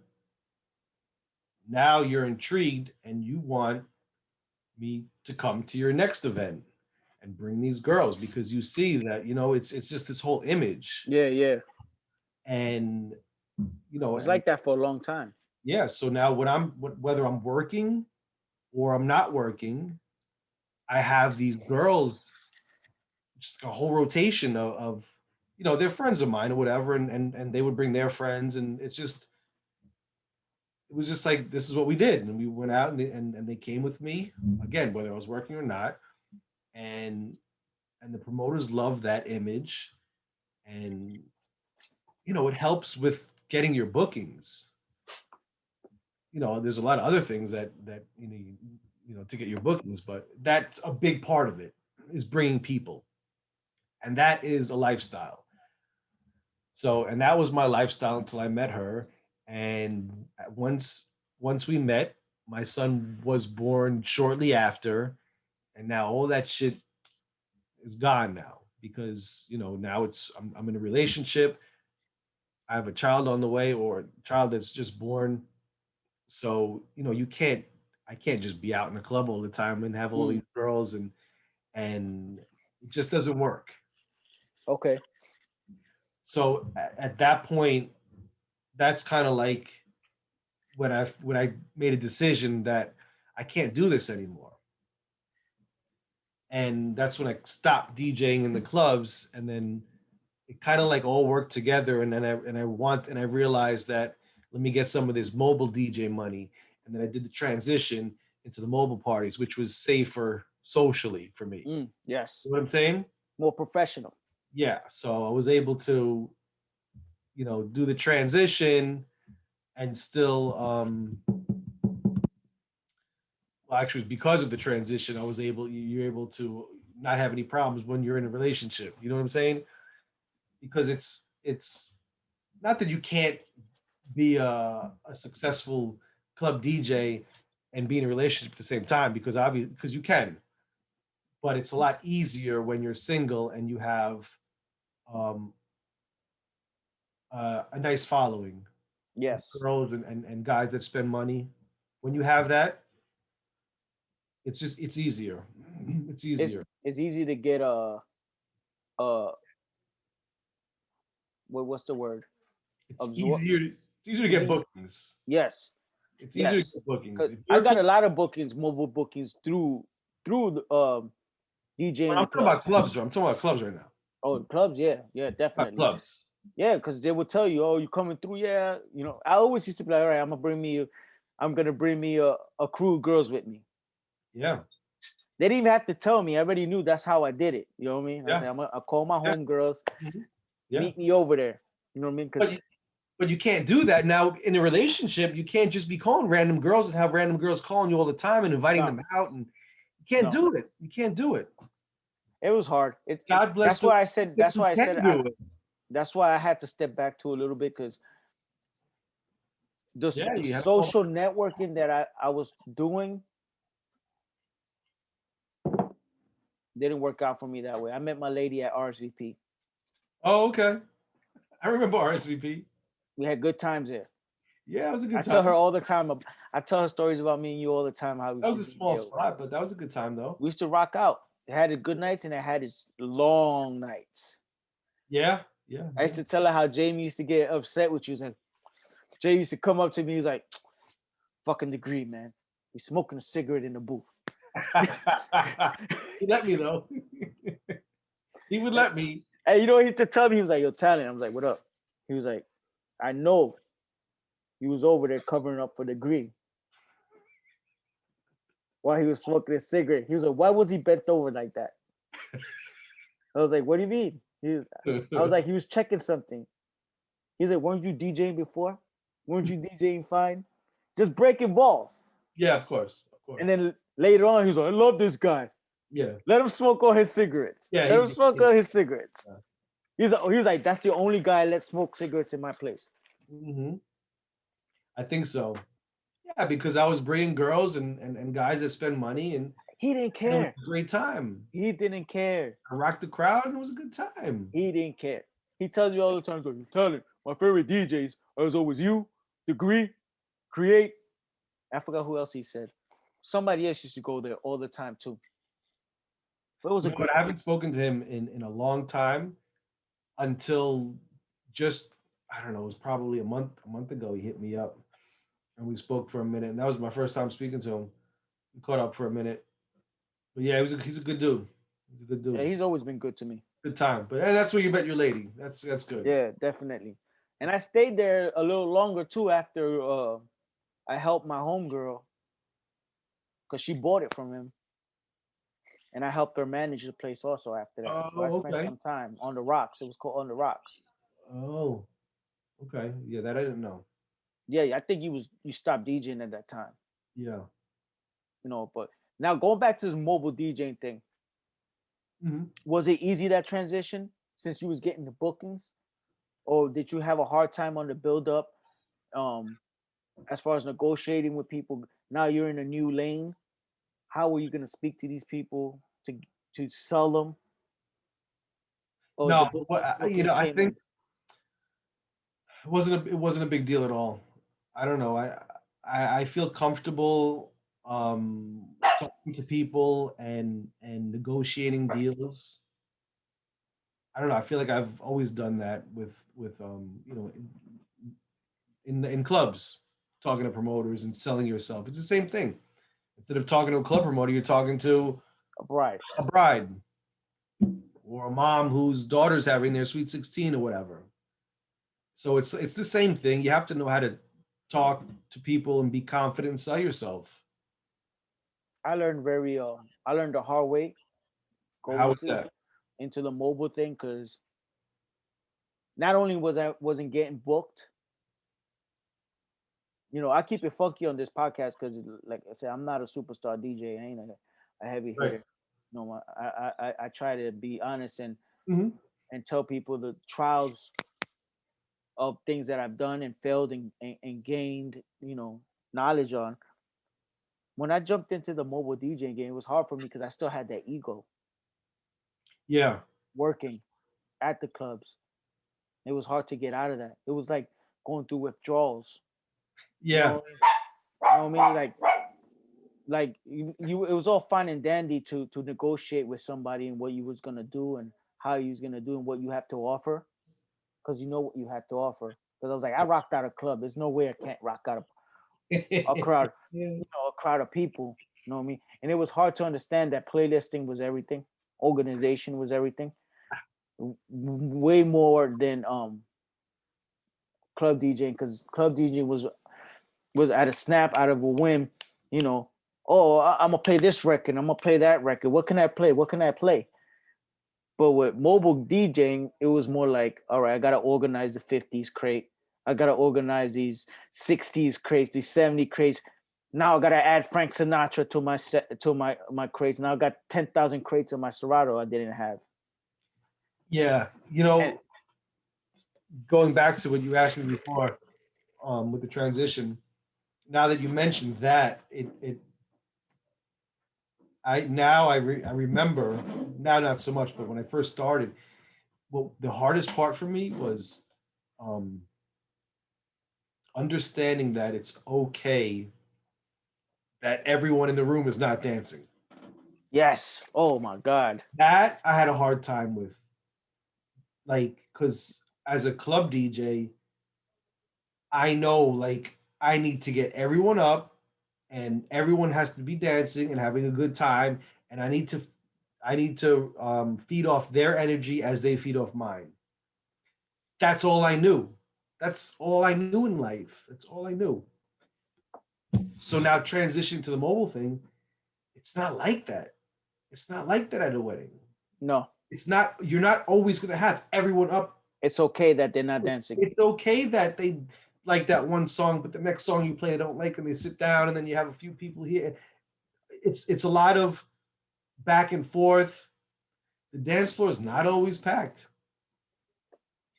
and it's okay. Like, I had to, like, really, like, force myself to understand that. Is being prepared one of the key things in the mobile DJing gig? Not only being prepared with the right equipment, but music wise, because you can't Yeah, say no request. You can't say no request to people like no, you would say to. absolutely not. Now, you're paying me to play what you want to hear. I play everything. If I'm, you're saying being prepared. Yeah, I mean, if I'm Being booking, well rounded. if any type of event that I'm booking as a private event, what do you want to hear? What kind of music do you like? So I need to know exactly, like, I have no problem with playing, with you submitting a playlist of 150 songs. I have no problem with that, and I'll just go through your playlist and I'll figure out what works with what. You know what I'm saying? I have no problem. I would rather have that than someone come in and say, "Oh, we heard you over here. Just do what you do, play whatever." I don't want to do that, because yeah, that's what you like, but mom and dad over there, or your grandparents, or whoever, there's different. It doesn't work like that. I learned my lesson from that. Like I said, the ego came into play, and There was never an ego for me, but I get it though. you know what I mean. Because like I said, I came right off the you know the whole request thing, and this Yeah, is not it was hard. you Oh, know, play this song again. I I, didn't hear it. I didn't hear it. I was at the bar, but the bar's right there. You know what I mean? I always, I always welcomed requests. Doesn't mean I'm gonna play it, but you want to request something, I'm all ears, because you might have a good request that works with what I'm doing right now, or might work later on. Like, sometimes people have good ideas. You never got anxiety. Huh? You never got like an anxiety off of gigs, of certain gigs. You know, trying to please everybody. Because at one point you become. At what point when you made that transition into mobile DJing, you start learning the mobile DJing thing, and then you just want to be.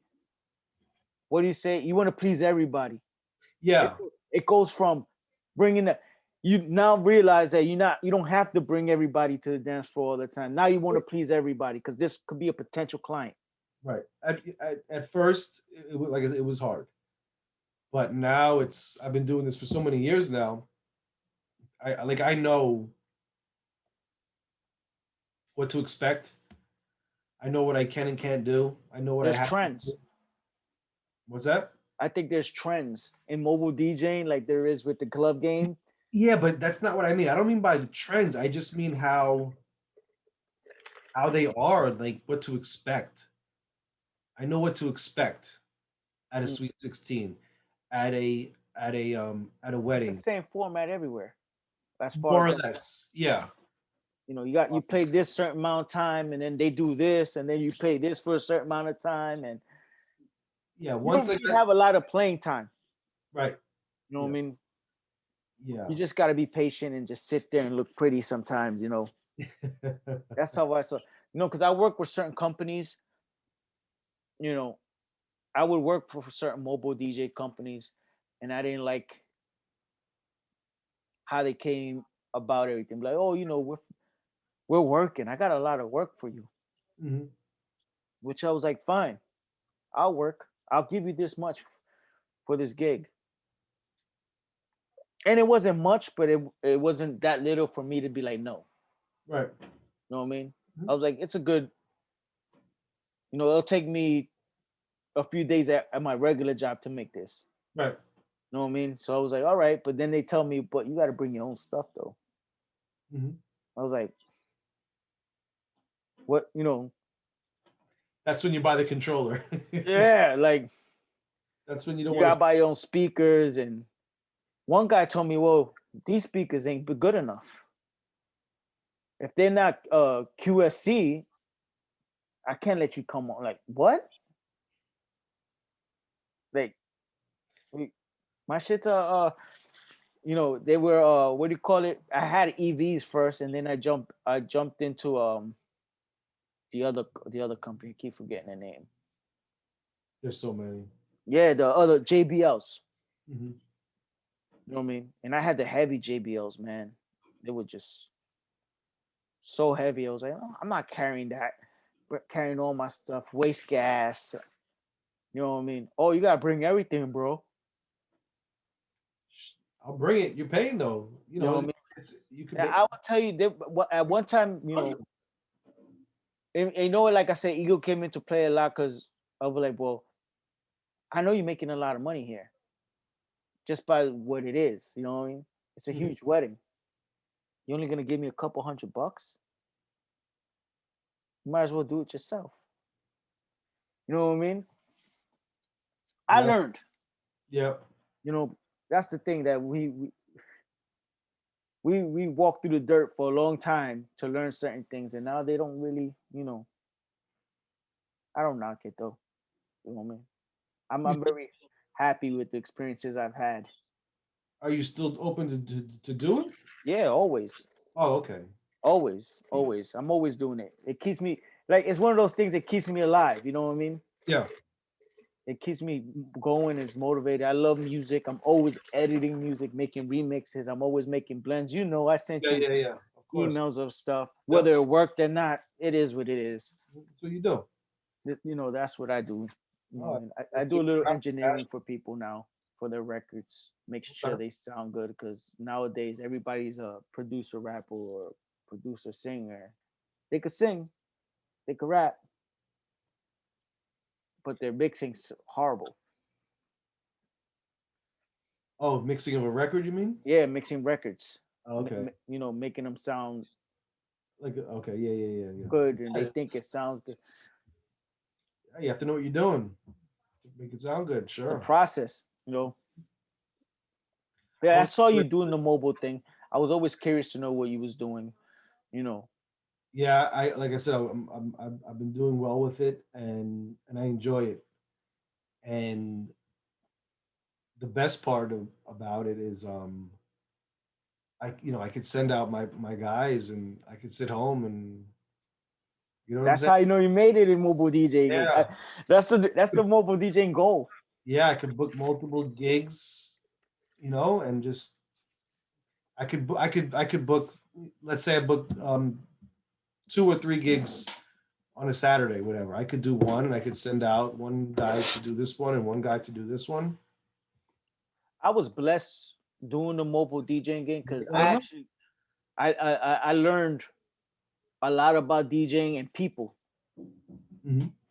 through mobile DJing because you really don't learn from mobile from the crowd other than reaction through certain records in the club. Yeah. You Right. meet people, but you don't meet people like you meet people in mobile DJing. Yeah. And I got good opportunities working, through mobile good DJs and the corporate events. I worked for the W for 5 years, Okay. doing their events, Hmm. teaching girl DJs how to DJ so they could DJ W events. Hmm. It was a dope thing. Me and my boy, he put me on. He DJ for Stage DJ, and all he did was train models to DJ on Wow. control. Oh shit. And these hotels want a DJ. degree or talent. Right. They want Amy. Yeah. that They want Amy. they want Amy to DJ, bro. Yeah. And you know, It's all an but- image. and all he did was what we talked about was set up playlists for them Hmm. and be like, all right, look, side A is all these songs and side B is all these songs, and all you gotta do is wait. Literally, the songs were edited, Oh, shit. so all they had to do is just crossfade. Wow. I could send you a whole thing and show you how the songs were set up. You'll literally see the waveforms go from fade in, fade out, Wow. and the cue points were set there so to know when to do it. Unbelievable. And that was the hustle of that company, which I found it genius. I was like, damn, I wish I would have came up with it myself. Yeah. You know what I mean?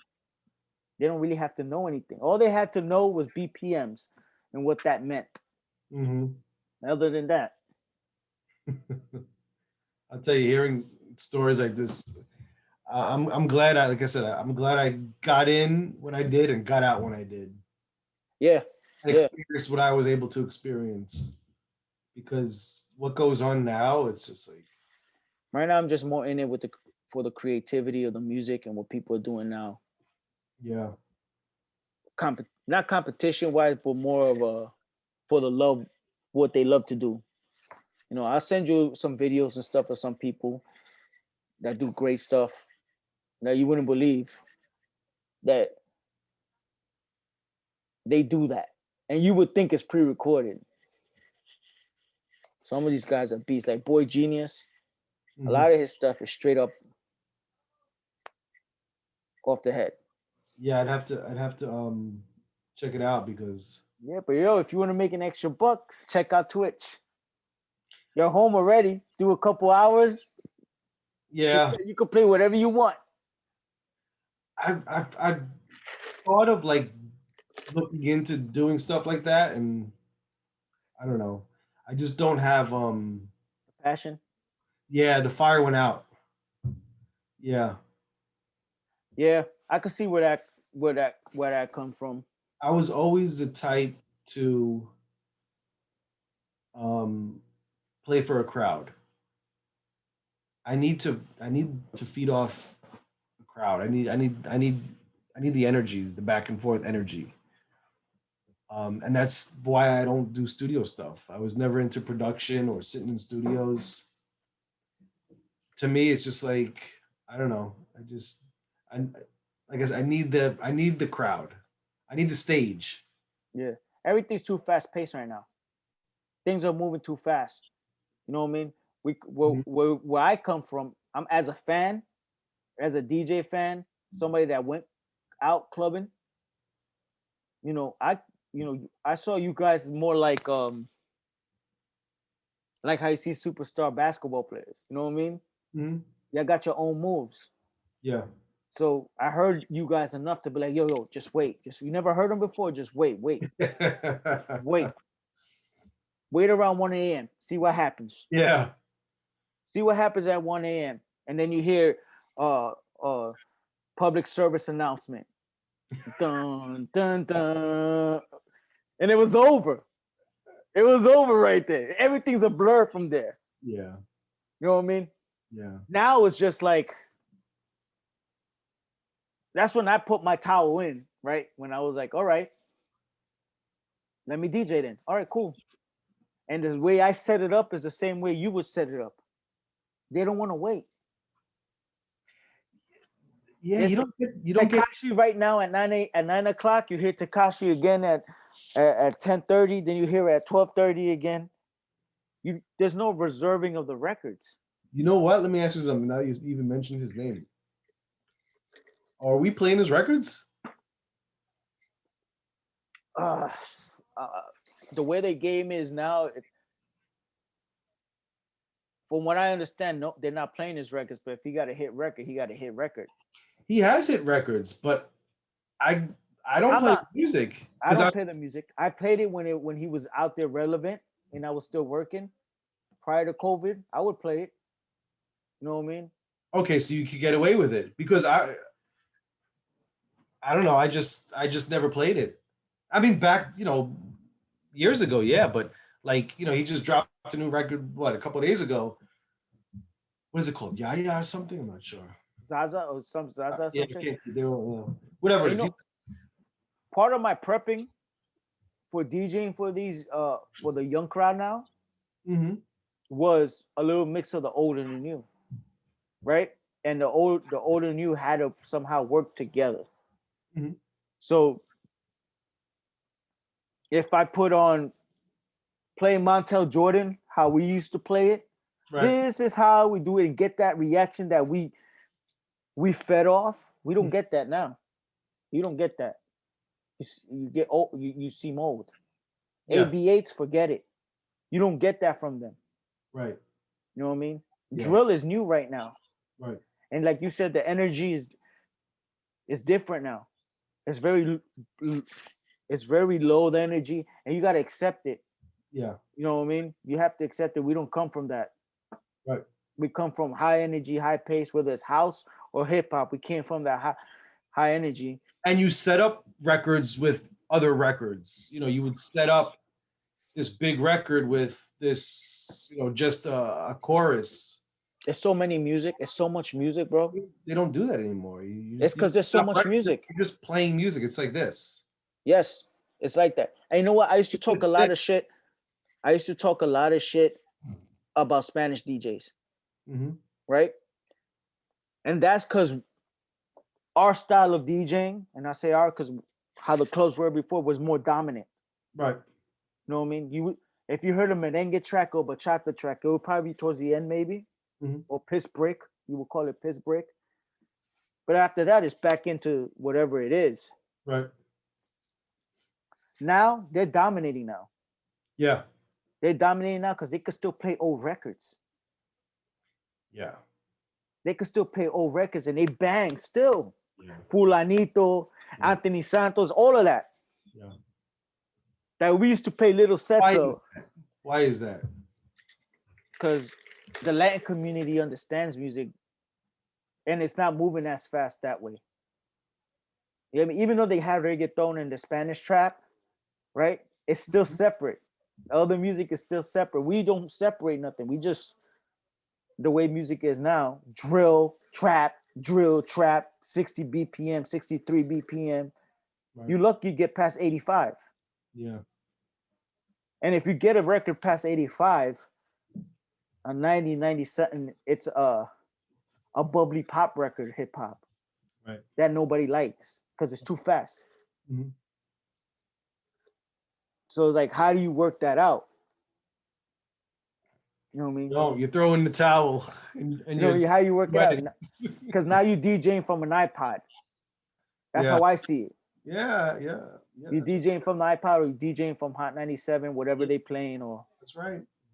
and their music underground now, whatever's underground is. I'm telling you, the transitioning in music, how it comes and goes so fast. Mm-hmm. By the time I get booked to DJ something, I already sound old. Oh shit. It's true. This is why I threw in the towel years ago because I can't keep up. And when we was Just now- DJing, What's when that? we was DJing records, they were able to breathe a little longer. Yes. Yeah. Yep. They were able to breathe a little longer. So if you threw a remix of it, it kind of revived it and gave you a little bit more, you know what I mean? Yeah. Whatever it was. Yeah. You don't see remake. I just thought about that. You don't see The Latin community does that now. again in I'm talking hip hop. Just like you don't see like the hip hop remixes the way you used to. Not here. Like a remix now would be a feature, another artist. That's the remix. Years ago, a remix would be the beat changes. It's a totally different beat. Yeah. And verses change. You know what I'm saying? And then you add a feature. There was so much more to a remix than a remix today. I just Music realized- now just gets thrown out like garbage, bro. nothing gets to breathe. So what I do is, so now It is so easy to put out music nowadays. it is, that's the problem. So easy to produce a record and get it out to the masses like that. Yeah, That's why there's so much. It's hard to keep up with the music. like, and I refuse. Like, the only way for me to catch up if I go to all these different bars and lounges every weekend Yeah, and just hear them out and yeah. and See, see what similarities and trends are going. yeah, You know what I mean? Because there's so many DJs you don't know now. right. You know what? But you know what? I give credit to those that are out there still DJing and they keeping up Yeah, with everything. it's Dan, hard. Danny S, J Star, even Precise. Mm-hmm. Precise is out there sometimes doing his damn thing. Yeah, Fat Fingers, because they're very they're socially in that bubble yeah. to know that. You know what I mean? But like I Well, I said, think some of these guys. I was that guy at one point too, but that's all we did. That's it. There was no other income. yeah, yeah, At the time, that's all I had. Now I have other sources of income. I have properties, investments, and I have other sources where I don't need, I don't have to just rely on, next week's club gig. yeah. And So once, for those that have to do that, they're still out there grinding. we'll You put know, the we'll I, put I, the I don't want to be that guy. we'll I'm not. put the bow on it where I was like, you know what, at 30, if I don't have consistent income, I'm not gonna put this much energy into it Yeah. Hmm. because it's costing me more. You know Yep. what I mean? It's Hmm. costing me rest because I have a day job. Well, it's costing you time that you're not getting back. Yeah, like, so it was like at 30, it is what it is. Now Right. it's a sport. You know what I mean? Yeah. Right. But now it's like what put the bow on it was the undercutting. Yeah, but that was always there. It was worse. They might as well grabbed you and put the knife to your throat. When? Like, uh, I would say a little bit after RSVP closed and the house game started coming in. Really? When the house music started coming in, when DJing started getting a little easier to be a DJ, undercutting, Getting easier. undercut, What do you like mean by getting when it easier? like controllers and stuff started coming in now, Oh, okay. and And then when songs had 4 bar intros and 8 bar intros, yeah, and and everything was just so everything's the same BPMs. everything was just so easy. And they used to tell me, "What? But you have those." I have, yeah, I do have those songs with 4 bar and eight bar intros because I understand it, Right, why it's there. right, I'm not using it because it's easier for me. right, It was easier for me, but I understood it. You don't. You right. just say it's like, oh, I smoke a cigarette while this 8 bars is playing. I was I, like, I came from a time where there was no 8 bar intros. You know what I mean? When you was playing the Beatnuts record and it had that weird intro where it wouldn't fall into the one, how was he gonna fall into the one? Watch out now. Try to start watch out now in the one, bro. yeah, If you're not experienced to know right, how to do it. right. I got news for you. I don't, to this day, if I have the option of downloading a song that has an intro and doesn't have an intro, I don't download the song with the intro. I skip. I don't want your 8 bar intro. I don't want your 4 bar intro, 8 bar intro, whatever it is. I don't want it. I'll always download, the original format without the intro. I But don't want that's intro. a West Coast thing though. It's a lot of the country. That whole intro shit started from them.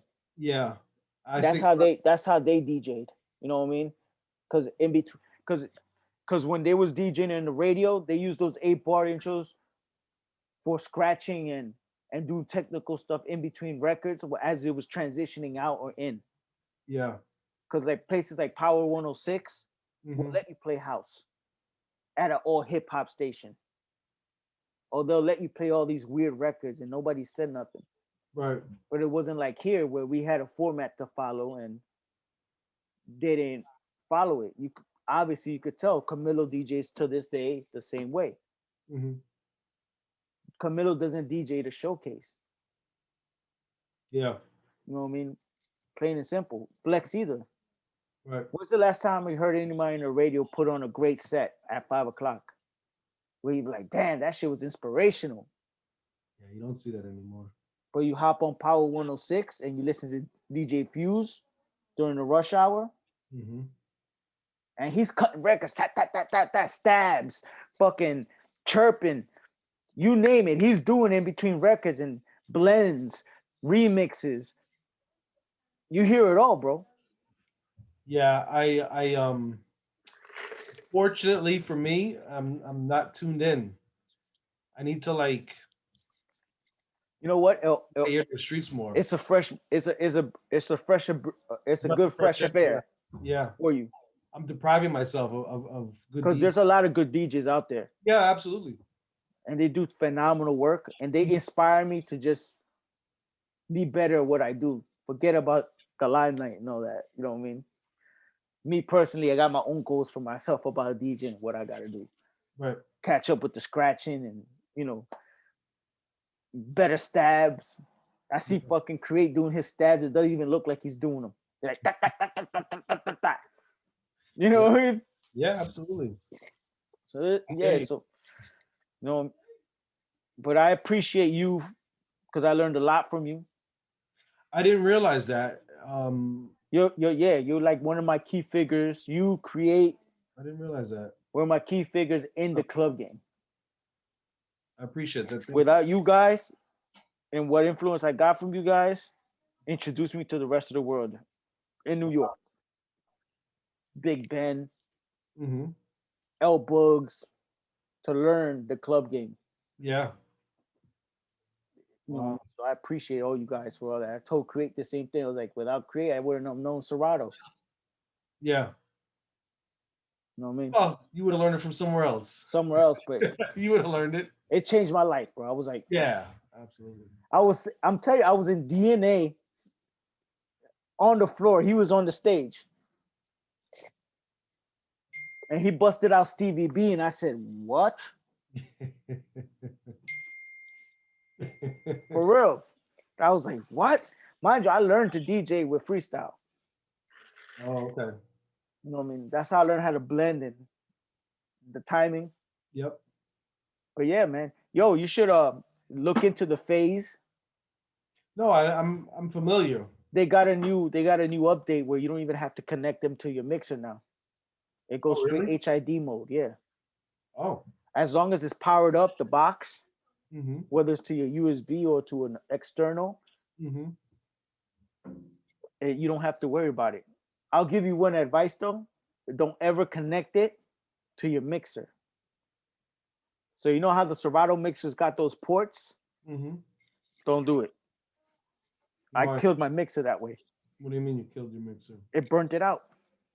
How did you burn it out? And how do you know? It just stopped working. What It was working until I connected it, and then like an idiot, I didn't read the directions that said do not. Well, the directions doesn't say it, but their forum says it. Okay. Well, other people that said do not confuse and connect that USB to the box into your mixer because it would ruin it. Okay.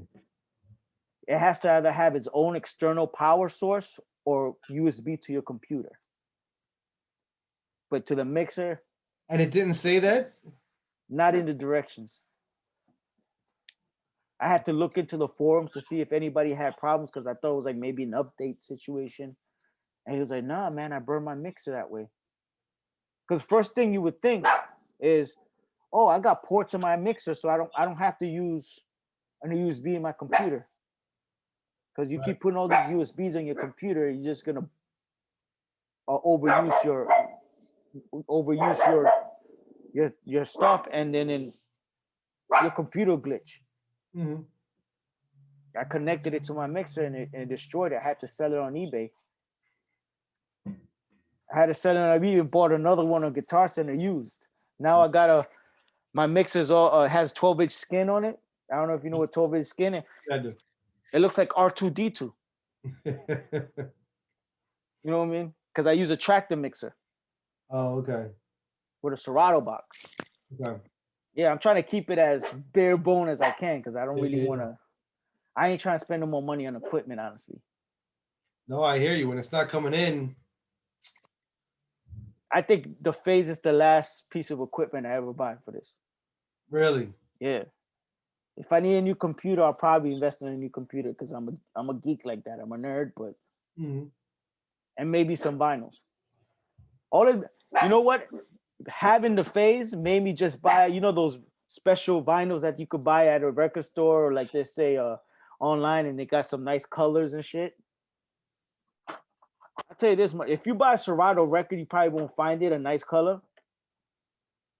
Like, maybe like let's say you like this nice green color, or they make those custom vinyls for Serato. Mhm.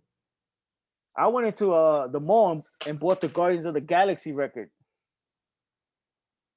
Oh shit. Yeah, and I just put the Phase right there. There you go. And I spent $10 on it. Yeah. Whatever it is, you know what I mean? Yeah. You want blue records, you could go buy a $10 blank a Frank Sinatra record. It's blue, Right. and you got a blue record. You go to Serato, you're spending $50 on it.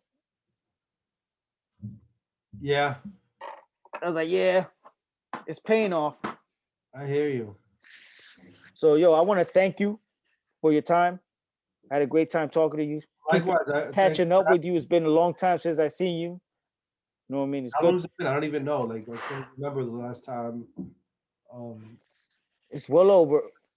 We're to 2021.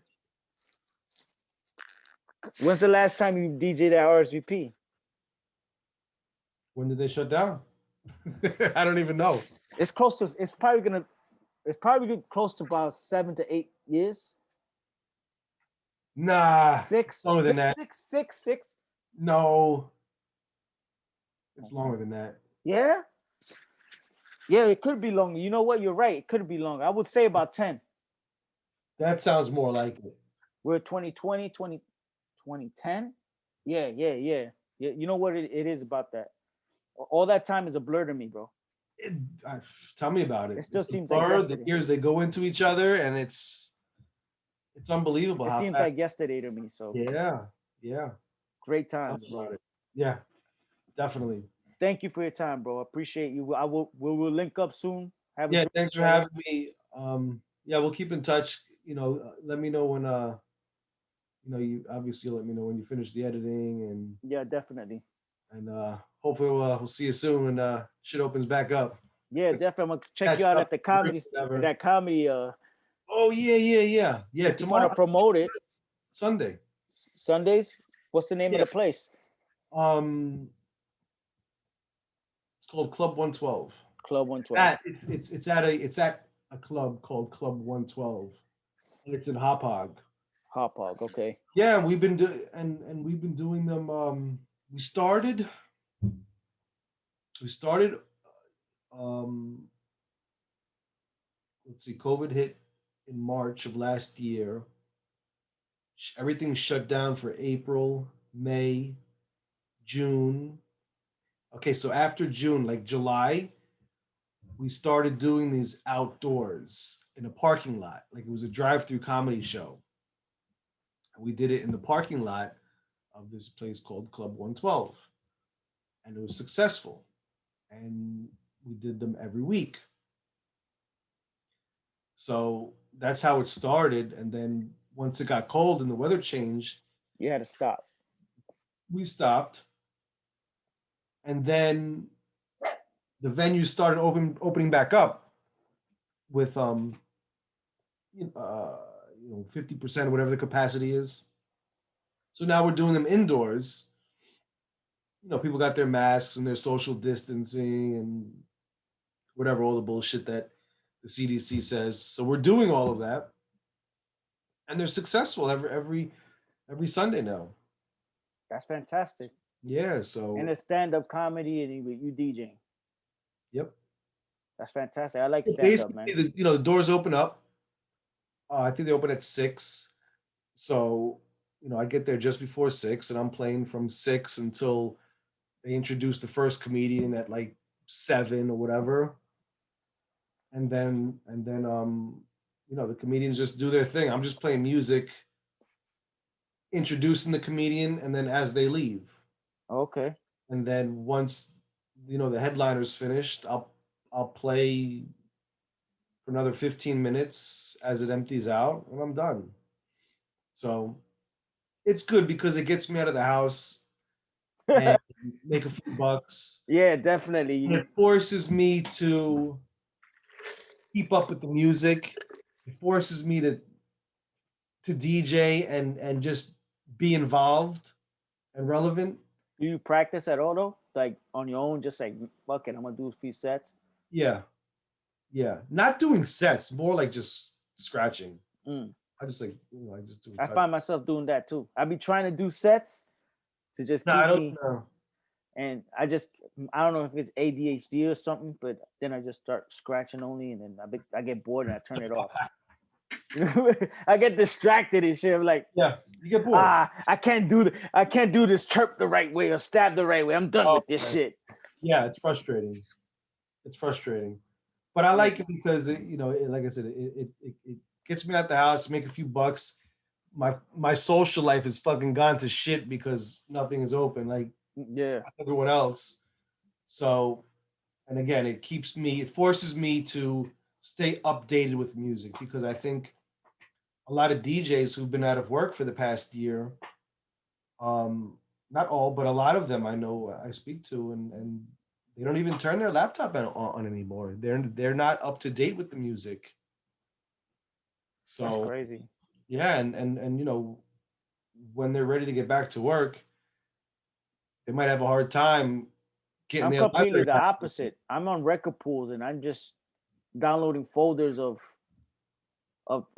stuff from different record pools. Like I go to this one record pool that's a combination of many Hmm. heavy hits, Static City, Hmm. um, DJ City, all those, and then they have it all there, and I just download folders. And the problem with that is that you download faster than what you could organize and go through, and then you end up with garbage shit you never heard of, and you're like, damn, look what I'm Yeah, gonna do now. So now yeah. I spend most of my time now erasing music that I Erase don't music. that I don't use. Yeah, Uh, yeah, and then just organizing my shit. You know what I mean?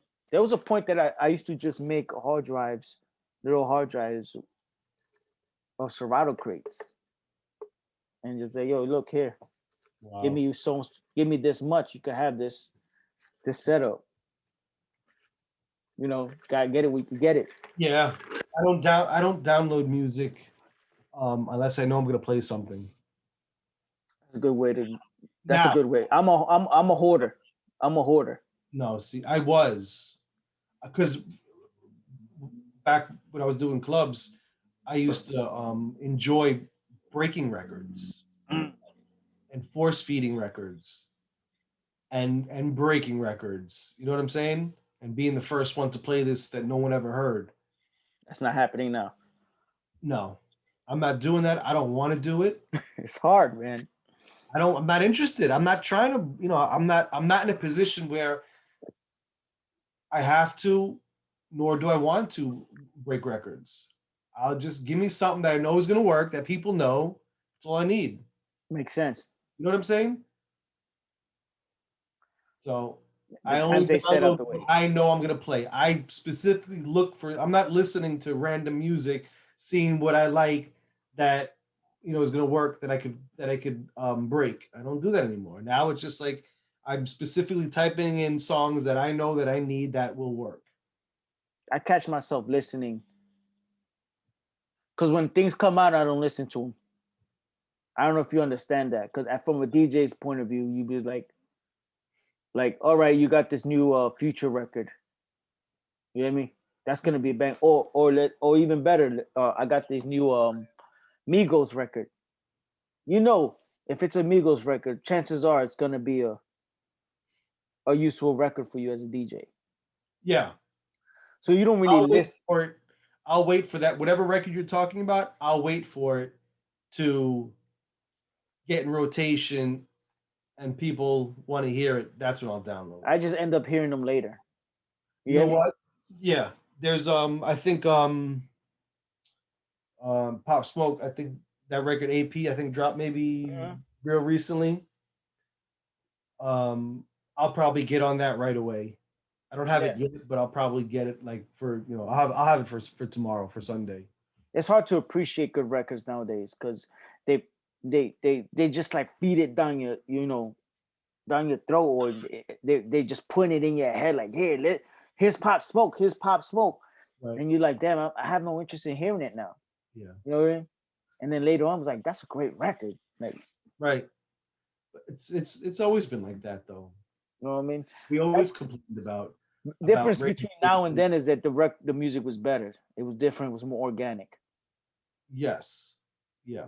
But You don't need radio 8-bar stations- intros now with these new records. What's that? You don't need 8-bar intros with these new records. Right. They're all set in time. Each song, each record. So the way you DJ these new records, you don't need the 8-bar record, like you said. I don't want your 8-bar record. Fuck that shit. I want a record that comes in on 3 with just a vocal and not an acapella. I mean, just an acapella, just a vocal before the beat drops. I want something that I can cut in on the upbeat. Something difficult. Give me a challenge. You know what was one of my best records that I like was the Fabulous You Be Killing Them. That always worked. That record without an 8-bar intro, with nothing the way it is. If you can't set that record up, well, you shouldn't even be fucking. Yeah, there's a ton of records like that. But yeah, that's that was what I think a 1-bar intro. Yeah. But I don't want any bar. I want something. Give me something difficult that I could have fun with and cut. That's what I want. There was a record, Blueface. 1/8 that comes in on 1. You know Blueface? Yeah, of course. Tatiana. Mm-hmm.